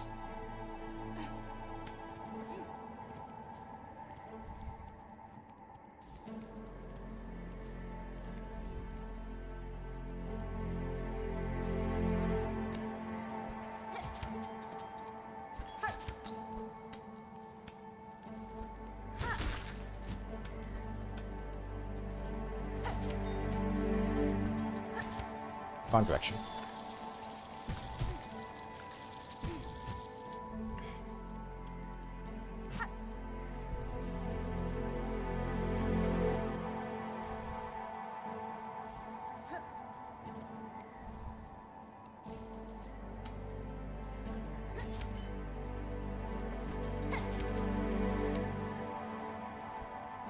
No, we haven't talked to Pinstress yet.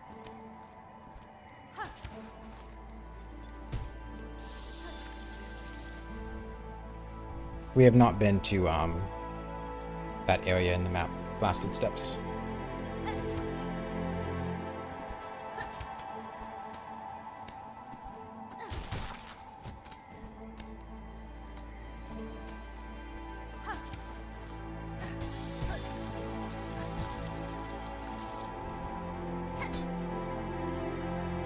Hoping you do Mask Maker dialogue. I don't even remember Mask Maker dialogue. I remember going to Mask Maker and going, this NPC does nothing, and then eventually getting a delivery quest to deliver something to him.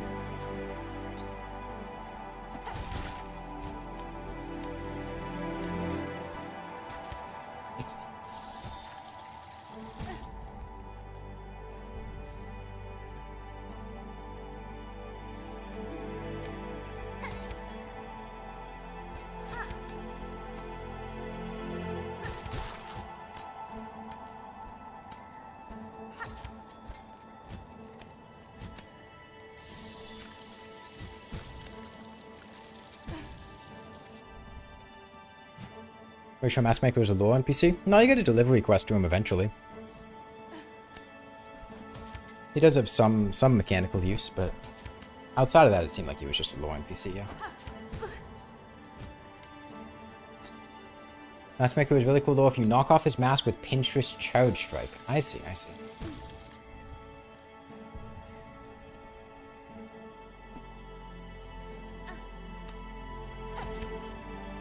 That's cool.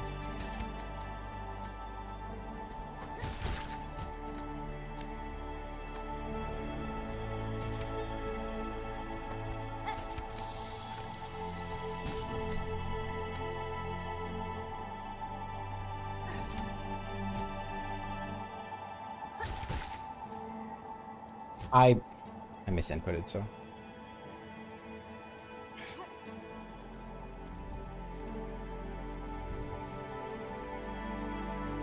If you had Fey jump, this whole location would be so much easier.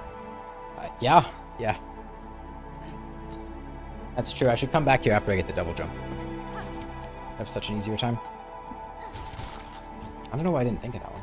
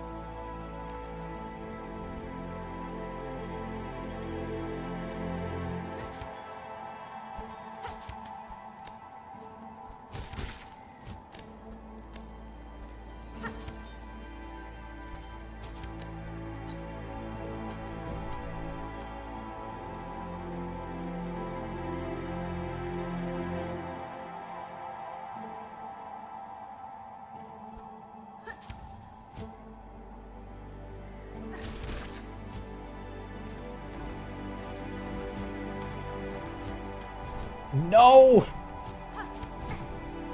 Oh, I guess I should have claw lined it.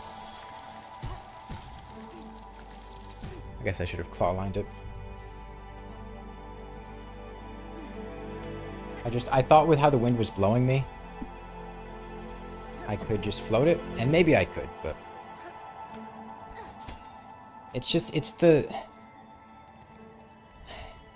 it's the not grabbing ledges when you're floating thing. The answer is always claw line. The answer is not always claw line. Because I only have one silk, and if I claw line onto a regular surface, then I have no silk and I cannot claw line again for like 2 seconds or something. And if I need to claw line after that, and I could have gotten by without claw lining, then that means claw lining was a mistake. And then it makes it more likely that I'm going to freeze or something. So I don't want to just claw line. Because it takes silk. If it didn't take silk, awesome. But it does, so I need to account for that.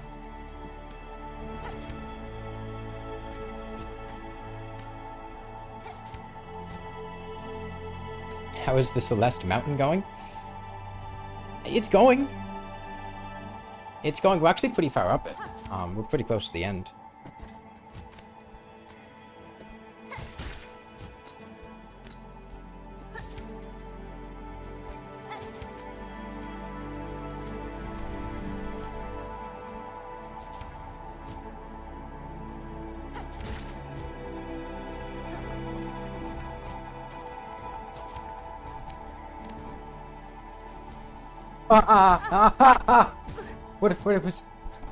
What's going on?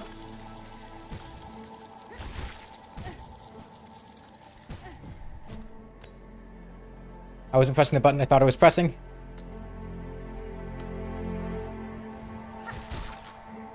Don't know why.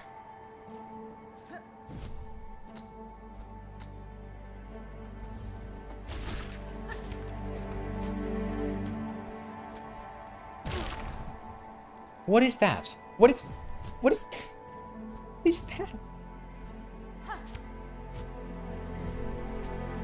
Dude.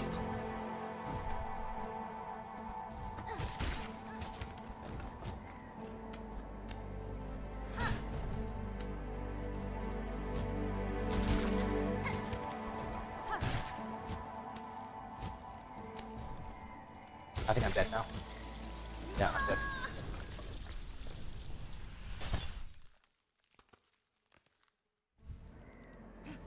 No show me to do Mount Faye in a dance pad? No, I mean, we're already most of the way here. And like someone else already said in chat, I did do the Path of Pain on a dance pad. Bear in mind. Home Silk real quick? Off what? I guess maybe I could have hit that guy, but... Oh my god. Just having a second Silk there would have been so nice. Hello? I'm misinputting again. I think I'm just getting kind of disoriented. Yeah, I know if we make that ledge, I'm pretty sure that's like the end. Just we got a little bit unlucky with our, height. Slightly better than we would have been good. Okay.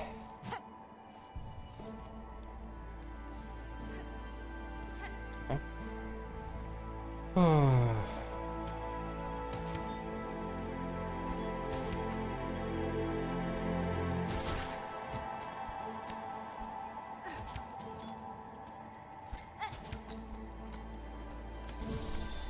Okay.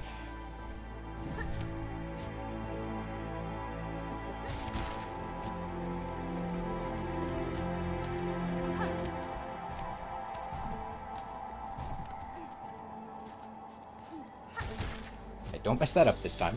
I don't know why I panicked so much last time. I didn't need to.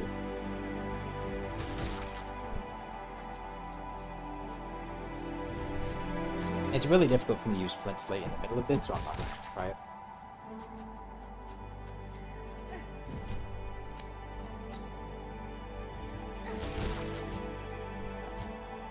I should just give you Claw Line again.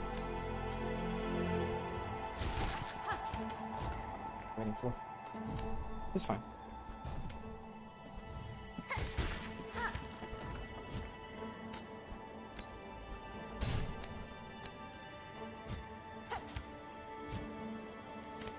I should go back down then. My temperature is gonna drop too much.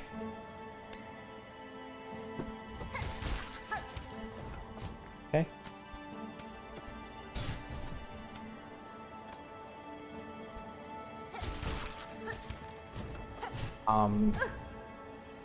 Okay. We do have that silk cocoon up there, which is nice.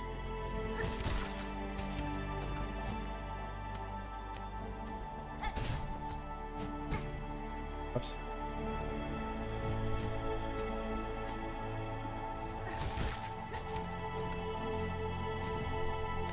I feel like I'm dropping inputs, I don't know why.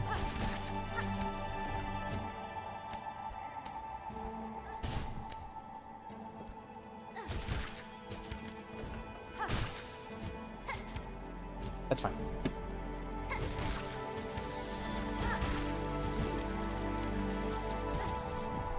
We have enough silk now?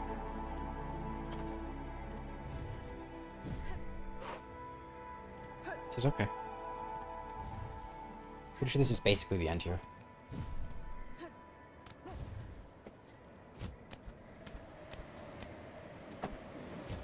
Wait, how fucking sad would it be if we died right here?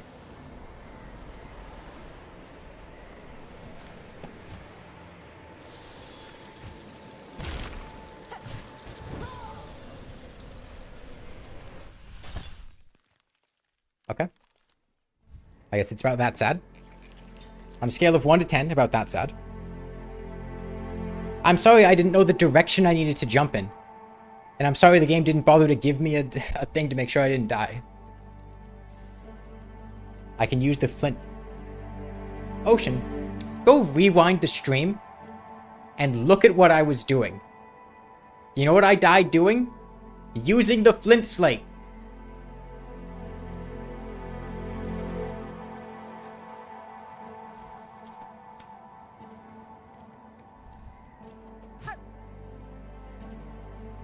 That's okay. I mean, that's what I was talking about earlier, where it's extremely likely the first time I do anything, I'm going to die to it, just because I don't know where I'm going.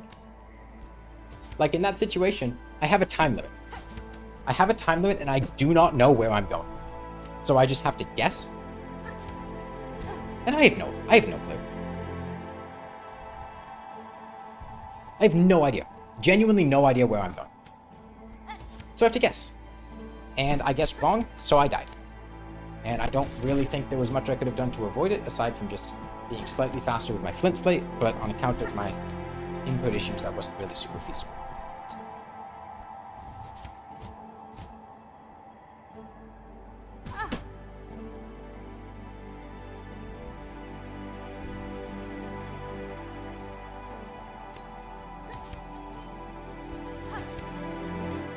It's fine. This is nowhere near the most difficult room. We're past the worst of it. And where I died there, that's literally the end. Like that place to the right of the air pocket, that's the end. That's where you get the cloak.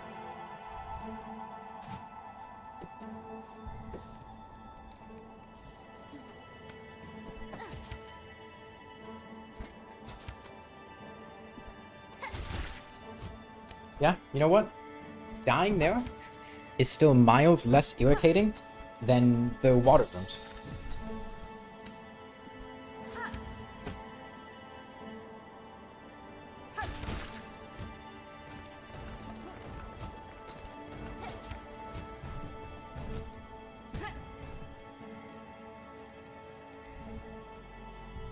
You genuinely love Mount Fae? Who hurt you?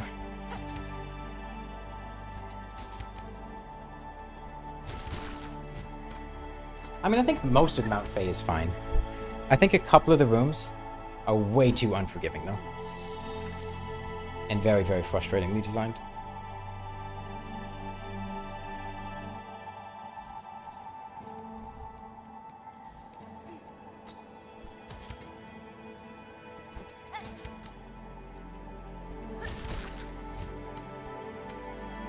I don't know, I don't like how many rooms in Mount Fae are just, like, getting over it, right? Where you mess up once, you lose all of your progress. Fall in water, sorry, you're fucked. That's my main issue. That's my main issue with Mount Fae. It's just how many rooms are like that.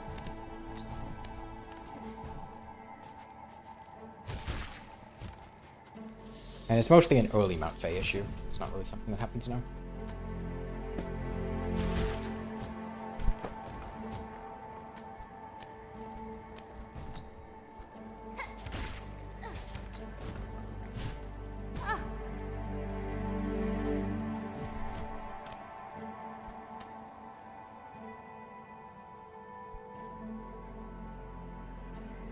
I mean, timed platforming isn't inherently bad.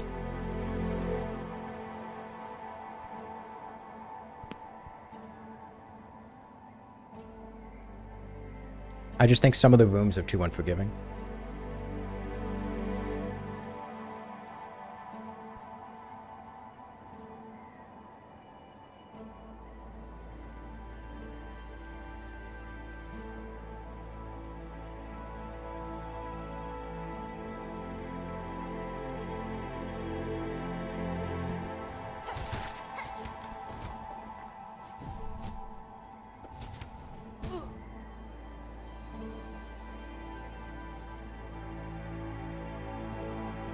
Dying was pretty much necessary there, otherwise we lose 100% of our progress.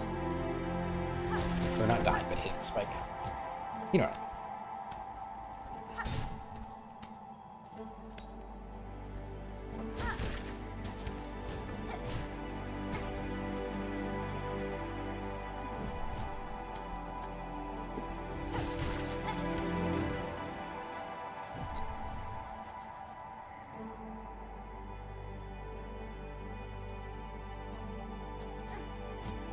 Why even bother?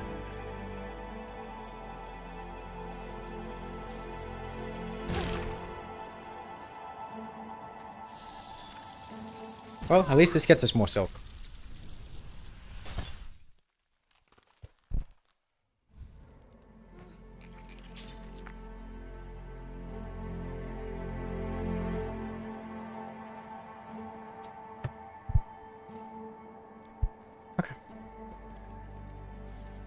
Favorite platforming section was in Act 3? At the top of the cradle? That's the only thing I can think of. Or, are you talking about the lava?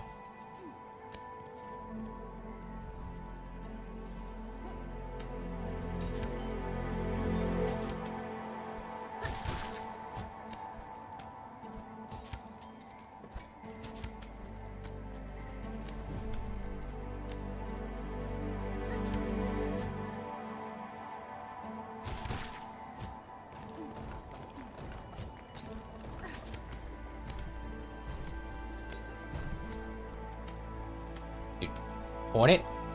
Hornet! Hornet! What?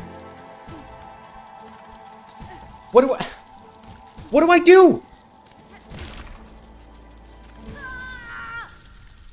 What?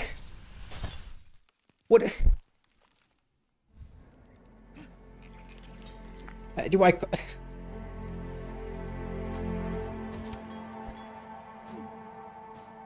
Fuck!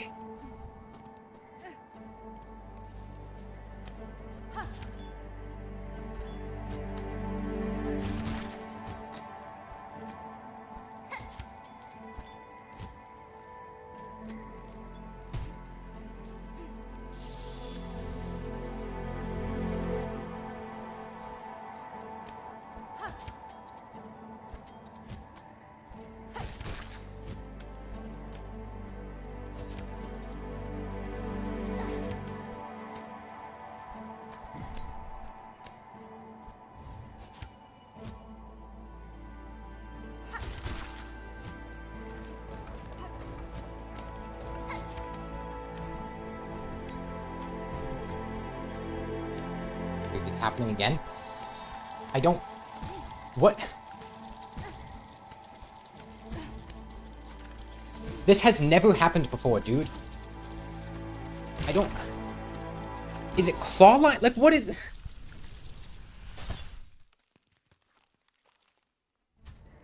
What am I doing differently? I did that like 6 or 7 times in a row. That has never happened. What?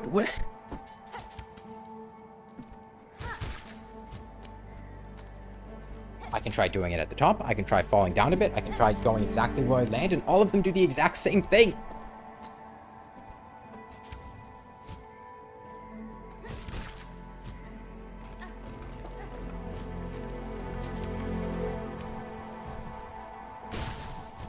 Oh.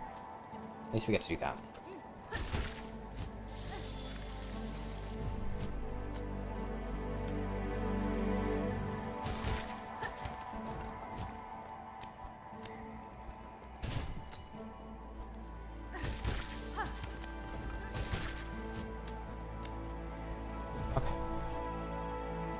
Now we should be perfectly fine. You know what? I'm gonna...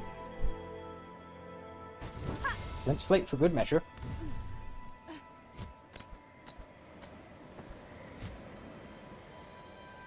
Come down here. Go up here.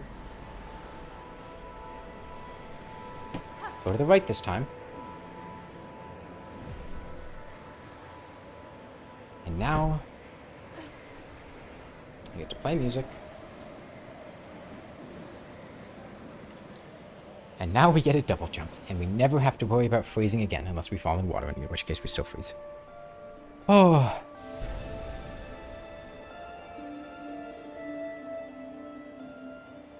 Can I stop now? Okay, the cutscene plays itself out. Oh, I'm tired. My feet hurt. I think I'm gonna find a bench and call it there. Hello, friend. Hello.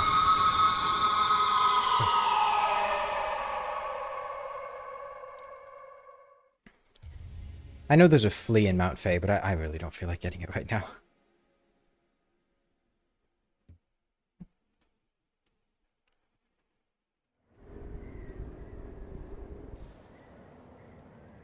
Okay. And now we no longer freeze to death. I'm gonna take the shortcut down.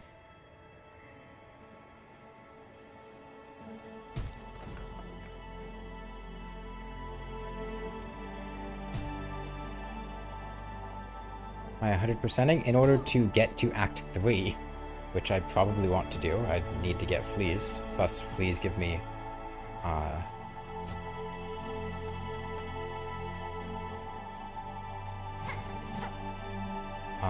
weapon upgrade later for all of them, so...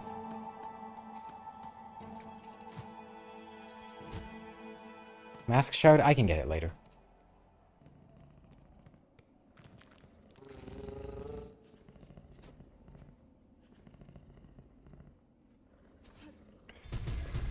We can always come back. I'm done with Mount Fae right now. I don't want it.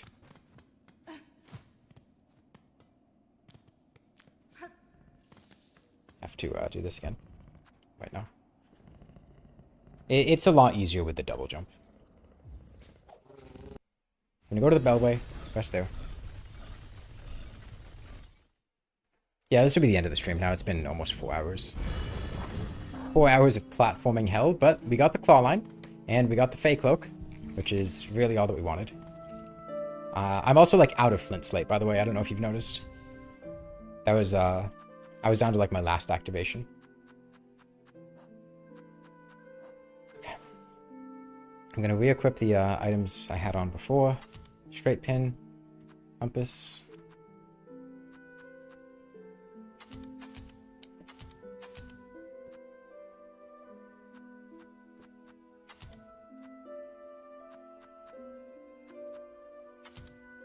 Okay. Oh, hell of a day, but good progress. Okay. Yeah, bye everyone. I might be streaming tomorrow, might be Thursday. I'll have to see how I'm feeling. But one of those 2 days, definitely. I'm gonna go eat some pizza. Bye, everyone.